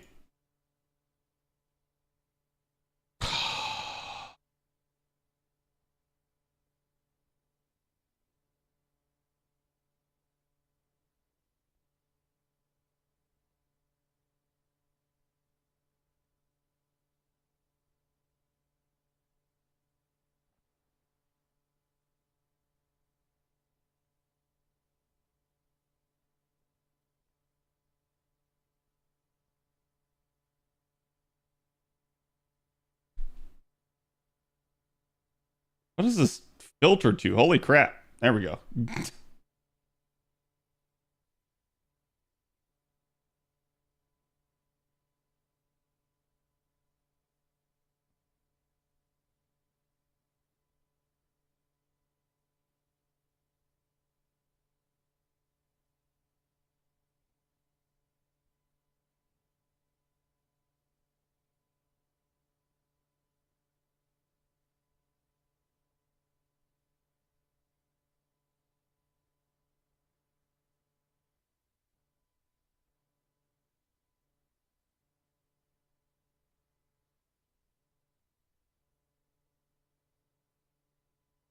I actually don't know what Roland is on my JP. 4? Jesus. I realized I'd gotten that many of them. How much is the tuna? 3?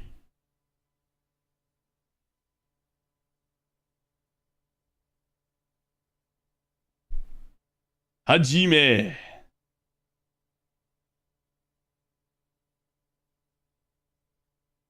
Only MP1.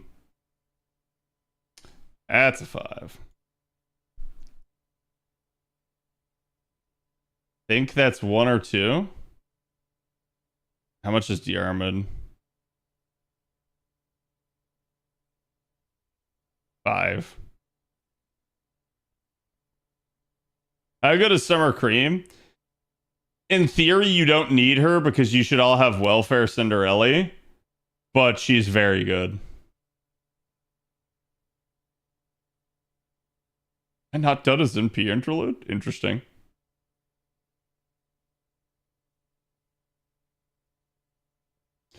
That's a 5.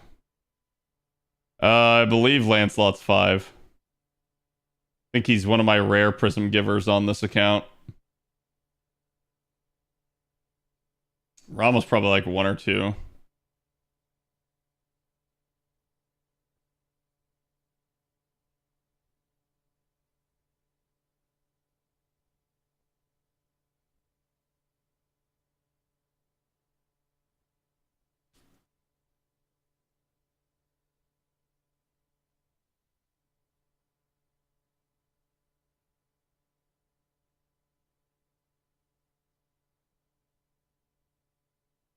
Let me think about it, chat. Let me think about it, because to a degree, like low key, this account probably could use a strong single target saber.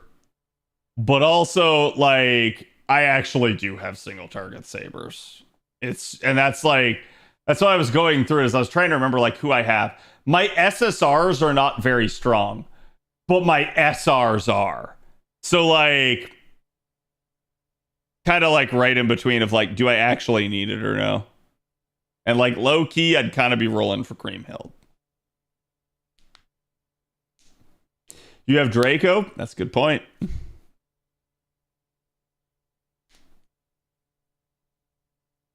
But like I said, let me think. Let me punt that until tomorrow, and then that would be a thing. Chat, we got one other thing we got to talk about here.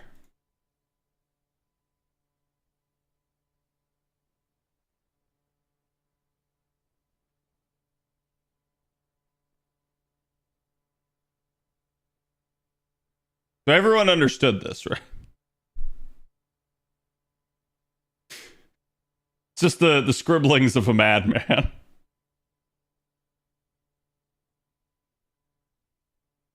Wow.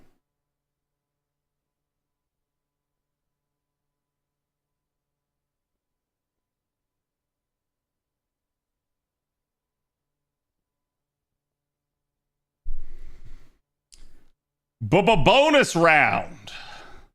Daito Hajime also got a buff here with the release of the summer event. And this is an interesting one because I think to a degree, I didn't expect Hajime to get a buff. Obviously, someone like Tez isn't going to get one. Tez is still really, really strong, and Castraku is as well. So if any of the males were going to get one, it would have been him.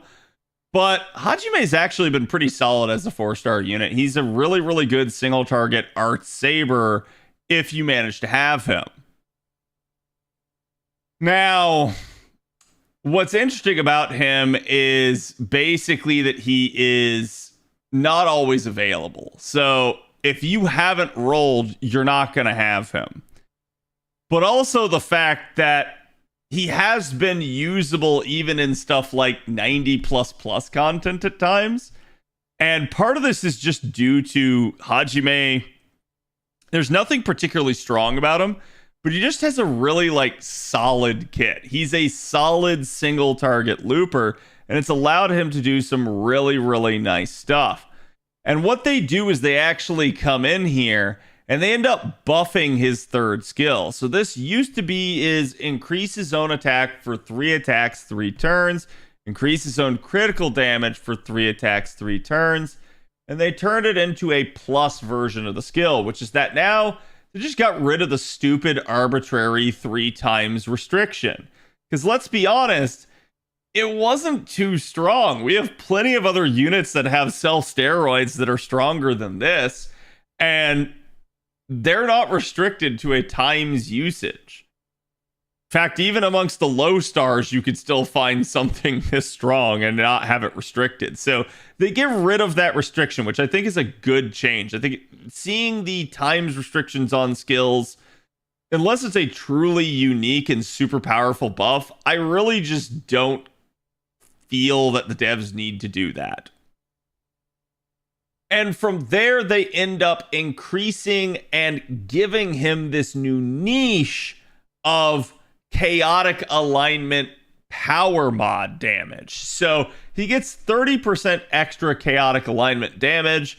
And then basically they add in addition to the crit damage, 20% charge. So now Hajime, who is already a pretty solid looper, just kind of gets shored up as having 20% charge should make him a little bit more consistent. And I like this buff for him. It's not like insane power creep. It's not like, oh my god, he's now just this broken unit. It's just kind of a really nice quality buff that doesn't break the metas or the game at all and just allows him sort of the opportunity to flourish at something he was already good at. So basically, looking at Hajime's numbers now here, you guys can see his self buffs only. None of this has changed, but now we have the chaotic niche on top of it. And unfortunately, it's not super effective damage. It's not a 50% power mod. It's only a 30%. So it's not going to be super strong, but it is at least a nice improvement. And Hajime was already somebody that could Black Grail loop. So having the 20% charge kind of shores that up and makes that a little bit easier. And you can see Hajime's numbers are just solid across the board. So getting access to all of this, I think, is really, really nice and just going to make Hajime a viable option more so than he already was, and a pretty decent 4-star for you guys to rely upon if you do need a single target saber. So let me know what you guys think about the Hajime buff here. I'll be curious to hear you guys' thoughts, and I will see you guys for the next one. There we go.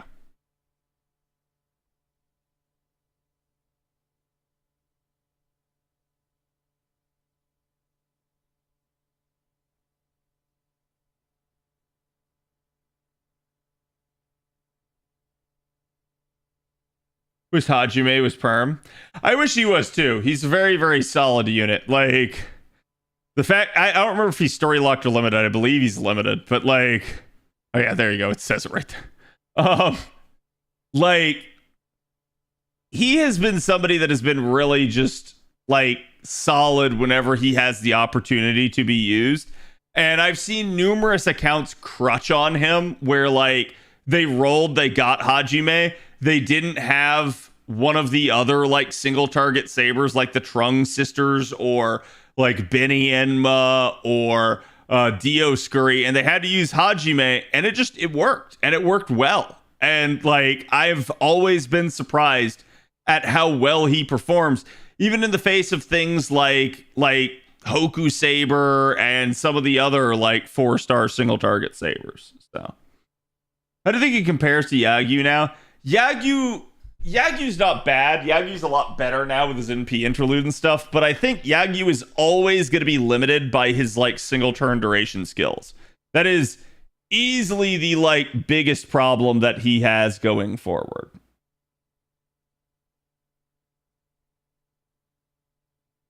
I thought he was a good unit. Hajime, he is. Perfect song for this character? Yeah, I mean, all he's missing is a plastic chair, right? That's it.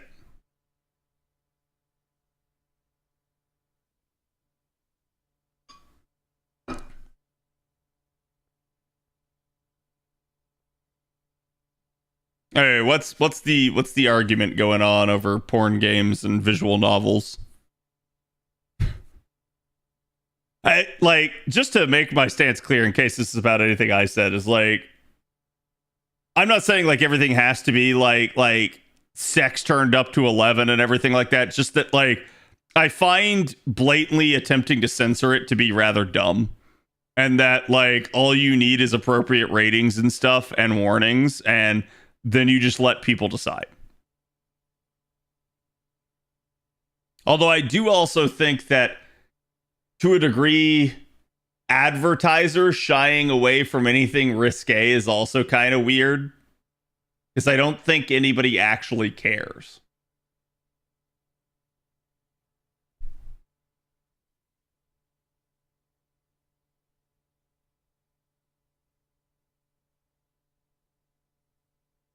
Not 11, 10 is fine, yeah.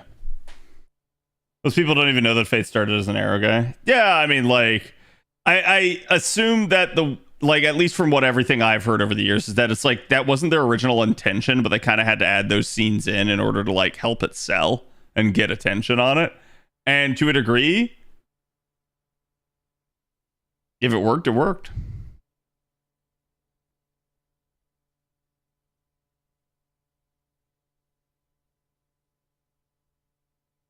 And I don't think them switching away from that is them necessarily censoring. I think that's them self-censoring at that point and saying like, hey, I just want this to be like appealing to the masses, which to a degree, maybe that's what's going on here. Just that I think we're all like super sensitive to it nowadays because there has been a recent like wave of censorship. And I think a lot of people just, we don't want to deal with it anymore. Like, we just want to be able to play what we want, and we don't want like other people interfering with that. And I think like that resonates with a lot of people. I think we're just kind of sick and tired of like megacorps and like other stuff just dictating to us what we can and can't do. It feels like our rights and our freedoms are being infringed upon simply because they know what's best for us more than we do. And I think like that's why you see such resentment in the gaming communities nowadays to these things. It's like gamers have always been rather unchecked, rather unlimited, and like all over the place with their like interests and desires and stuff like that. And now that we see things starting to clamp down on it, it worries people because I think they see it's like, oh, this is just becoming like all the other like shit mainstream stuff, and we don't want it to be that way. Like we want our like, you know, weird ass niche game. We want our like you know, smut, if that's what people are after. We want like, again, just things that are done for the purposes that they're done for, and not for like trying to appease some like corporate overlord.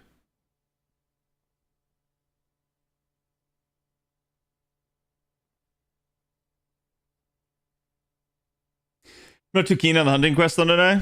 It just depends. If a game chooses not to have fan service, I don't mind. I do mind if they want it but are forced to remove or censor it. Right. I agree. Like, let the game decide and dictate what it wants to be. Don't dictate to the game what it can and can't be. I think, like, again, it's the concept of your rights and freedoms are like inexhaustible and inalienable, and inalienable, and they go on infinitely until you reach my rights and, you know, my desires and things like that. It's like the second you start dictating to me what I can and can't do, that's where your right ends. So it's like, it's the same deal, I think, with like corporations and games and stuff like that. It's like, I mean, like, we found this out a while back, and it's one of the big reasons why I've just not been a fan of Microsoft lately. But Microsoft apparently sends out a memo to like people saying like, you have to consider what the characters in your game are. They are not allowed to be like overly attractive.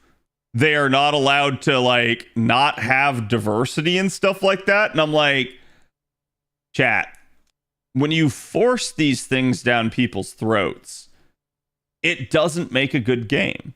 And then when I look at like so many of the like Microsoft studios and why their games haven't been as good, maybe, I feel like that's at least one of the reasons. It's maybe not the whole reason, but it's at least one of the like indicators and signs that their eye wasn't on the prize. Their goal was subverted, and that the product ended up becoming inferior due to the machinations of people that otherwise probably should not have been involved. So,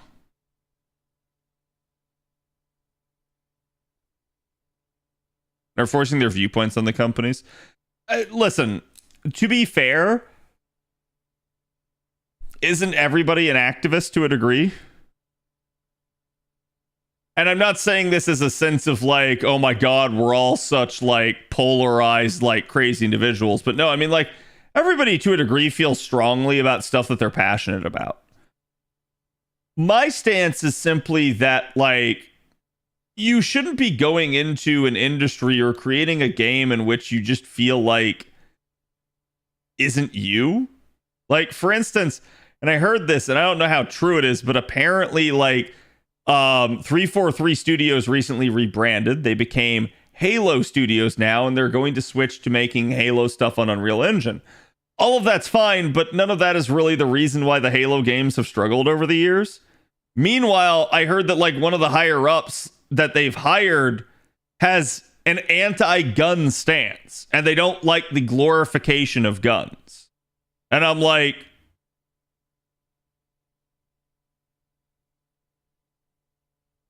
why are you working on Halo?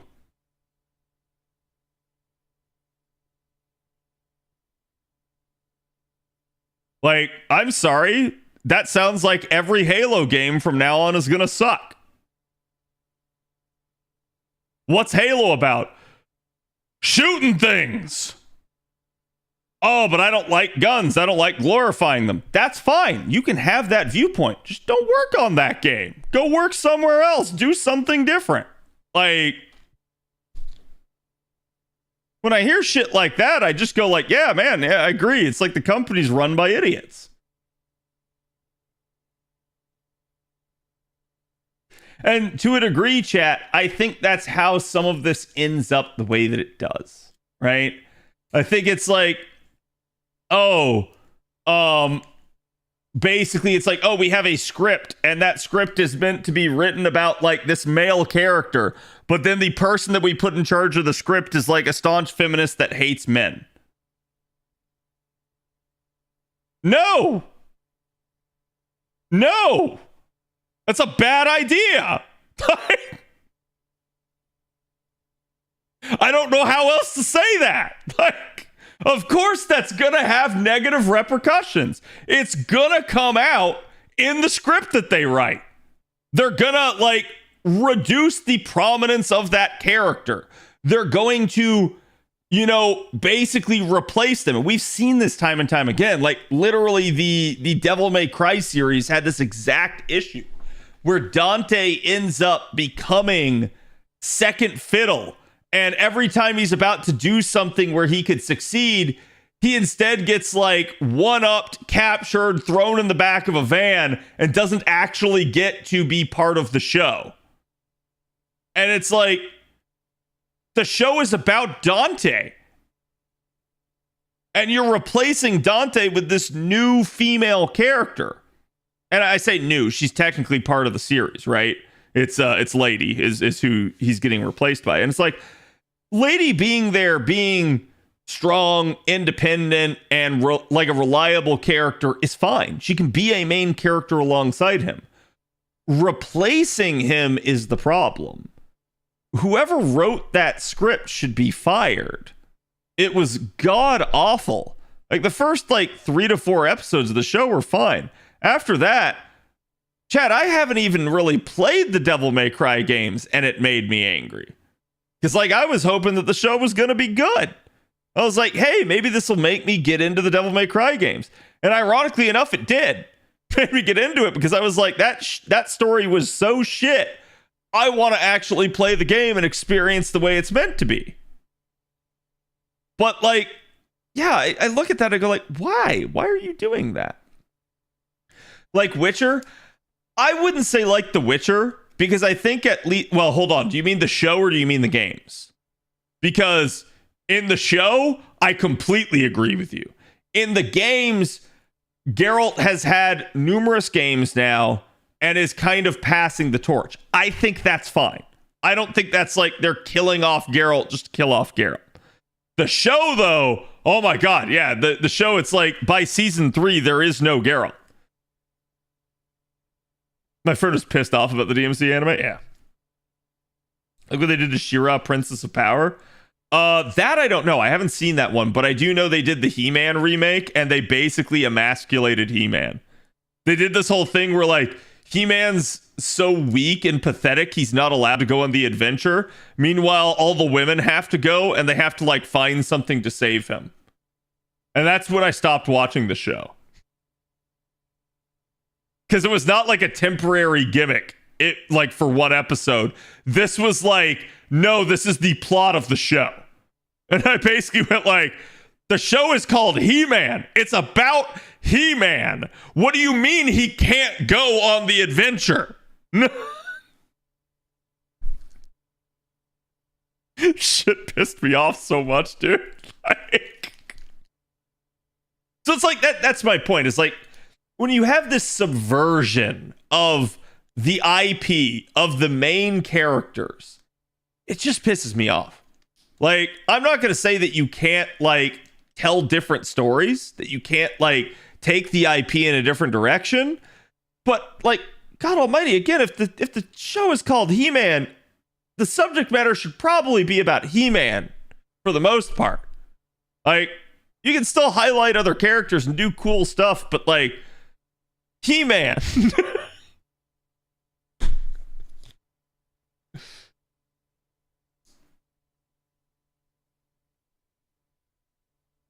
Both favorites of mine as a kid, yeah. It's yeah, maybe you're not the right writer for that series. Right, I agree. It's so I don't understand why they want to take over these beloved franchises and just destroy them. And I heard, if you guys are familiar with the streamer Co Carnage, heard him say this a long time ago, and I think I've said it numerous times on the channel, but Co, in one of the streams that I was watching, said, you know, as you get older as a gamer and like just as a like nerd and as a fan of things, he's like, unfortunately, as you get older, you eventually get to the point where everything you knew and loved as a child is destroyed in front of your very eyes. And he's right. Like, that has been my exact experience. Star Wars, Jurassic Park, Lord of the Rings. Like all of the major IPs that I loved, I have watched people like bring back from the dead, stuff it full of like some agenda that they want it to be with, and then just parade it around in front of you being like, see, isn't it so great? Don't you love it? And I'm like, no. And I'm tired of it. They try to leech onto existing franchises because their own franchises they make go nowhere. Correct. I do agree with that. I thought our media has a joke bit about that. Oh, I know. You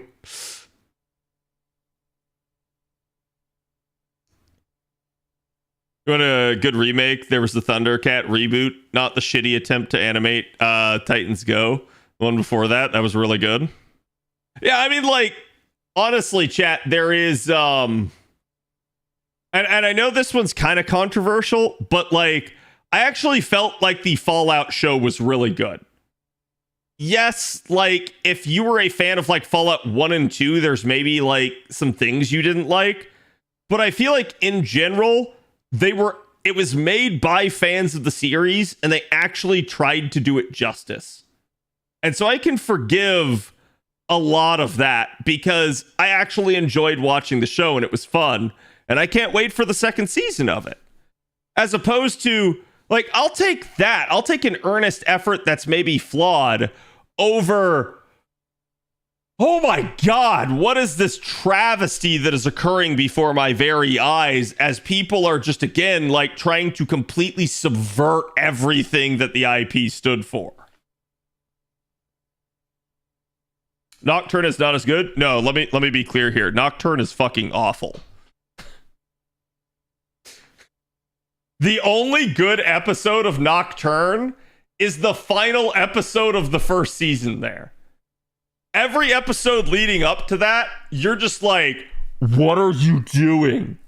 And it's only in the final episode where they finally bring a character back that you're like, thank you! Finally! But yeah, I don't get me started on Nocturne. Nocturne, they took the shit chat. What's the family in Castlevania? The family of hunters. What's their name? Why am I forgetting it? Belmont. Yeah, they took the guy that's supposed to be the strongest Belmont, and they basically emasculated him. I'm like, bro, what? Like, I get maybe making the character struggle and have a growth arc, but they literally emasculated him. They, in one hand, had a character suffer and go through trials and tribulations and have to deal with death and loss. And then in the next scene, you see the main character deal with the exact same thing, and then the first character makes fun of them and basically calls them a bitch for it. And I'm like, who the fuck wrote this? Like, actually, who wrote this? In real life, if you have suffered from trauma and you see somebody else going through that same trauma,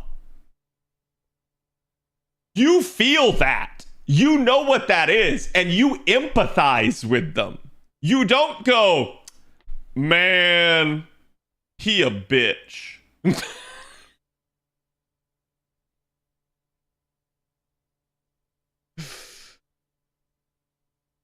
Seeing Richter and Nocturne, man, look how they massacred my boy. Yeah. be fair, they also emasculated Belmont way back in the 1980s in Captain and Game Master cartoon. And you know what? I would probably also have disliked that. It's just the way it is. Like, I think there's a point where you could say, hey, you need to toughen up. Hey, like I've been where you've been.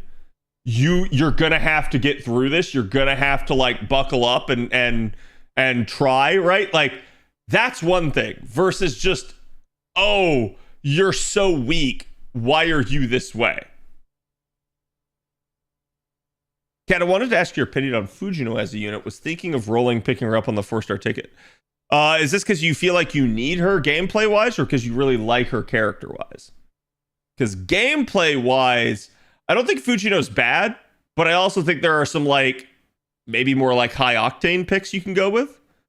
But Fujino is definitely really good to me in like a challenge environment or against super large enemies. That's where she really thrives to me.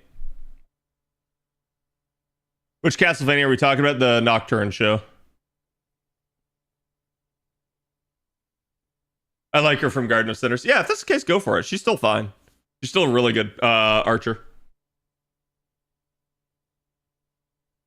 I think anime nowadays is carried by the animations because Demon Slayer is a basic story, but is being praised as the greatest anime to date. I wouldn't say that. I think the Demon Slayer manga is a basic story. I think the anime does it a little bit better. And that's one of the reasons why people have liked it. Like, that's UFO Table working their magic to make it really impactful. But yes, to a same degree, it's like you could say it's also the animation that's making people be like, wow, that looks good, right? But I also don't think that's true of like a lot of stuff in anime nowadays. Unfortunately, we get plenty of anime where like the animation budget clearly got like cut, or they phoned in certain scenes, so I think the biggest marking against Fujino is how rare her banners are. That is true. Dang, Fate should get that Demon Slayer studio to make an anime for them. Yeah, I wonder if we can get the lead writer of Demon Slayer maybe to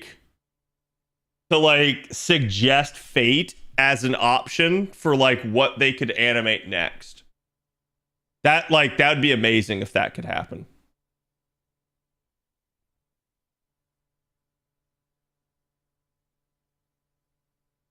I'd argue there's nothing wrong with a basic story so long as it's presented well. Oh, you're absolutely right. This is like the same people that claim that like vanilla is bad. And it's like vanilla is one of the best flavors in the world, and that's why it's put in so many things. Usually if something is common, it's common because it's good. It's common because it's popular, and it's popular because people like it, right? Same thing is true. Like why do you see the hero's journey as a motif in like every single like story from here on out? It's like it's because people like a story where the character has to grow. People like a story where the character struggles. People like a story where the character overcomes their challenges. Why? Because they see themselves in that character. And they empathize, and they want that character to succeed in the same way that they want themselves to succeed. It's like saying you don't like chocolate. I mean, I can understand if someone has like an allergy, but yes, I do know people that don't like chocolate. No, I don't understand them. I can get maybe like not liking it as much, but like people that like refuse to eat it, I'm not really sure why. Unless, like I said, it's like a health thing. I don't like chocolate. See, there you go. I don't understand that. But again, it's like, just because I don't understand it doesn't mean it's like less valid, right?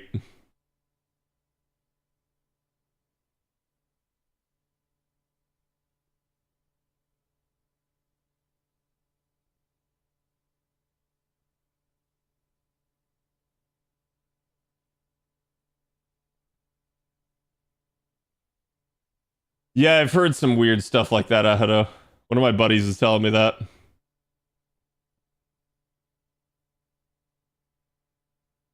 It's classic, no frills. Oh yeah, like I said, like I get vanilla ice cream all the time, and if I feel tired of it, I just go get like some chocolate syrup or like some sprinkles or some nuts. Like I just mix it up a little bit if I am tired of it, and if not, I just eat it plain.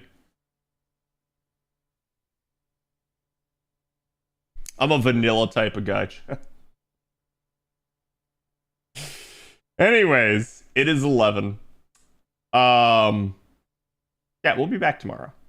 At least we'll have done the servant analysis here, though we will have more to do on Friday probably, but I'll think about rolling. It's definitely like I'm not sure is basically it. So if you guys have an argument, get on the Discord, go put it in CAD chat. Let me know why you think I should roll or not roll, and I'll check that stuff later.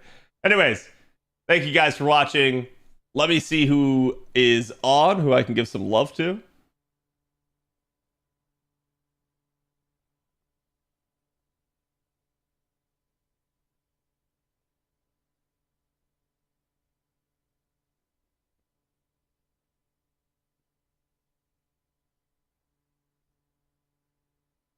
Let me send you guys over to Mr. Sideswipe. He's playing some Uma Musume. And I will be back tomorrow. At least assuming there's no issues. Like, I have to go, like, pick up my car and stuff, so I should be back tomorrow. I'll let you guys know if I'm not going to be. And again, go give Mr. Sideswipe my love. Thank you guys for watching. Have a good one.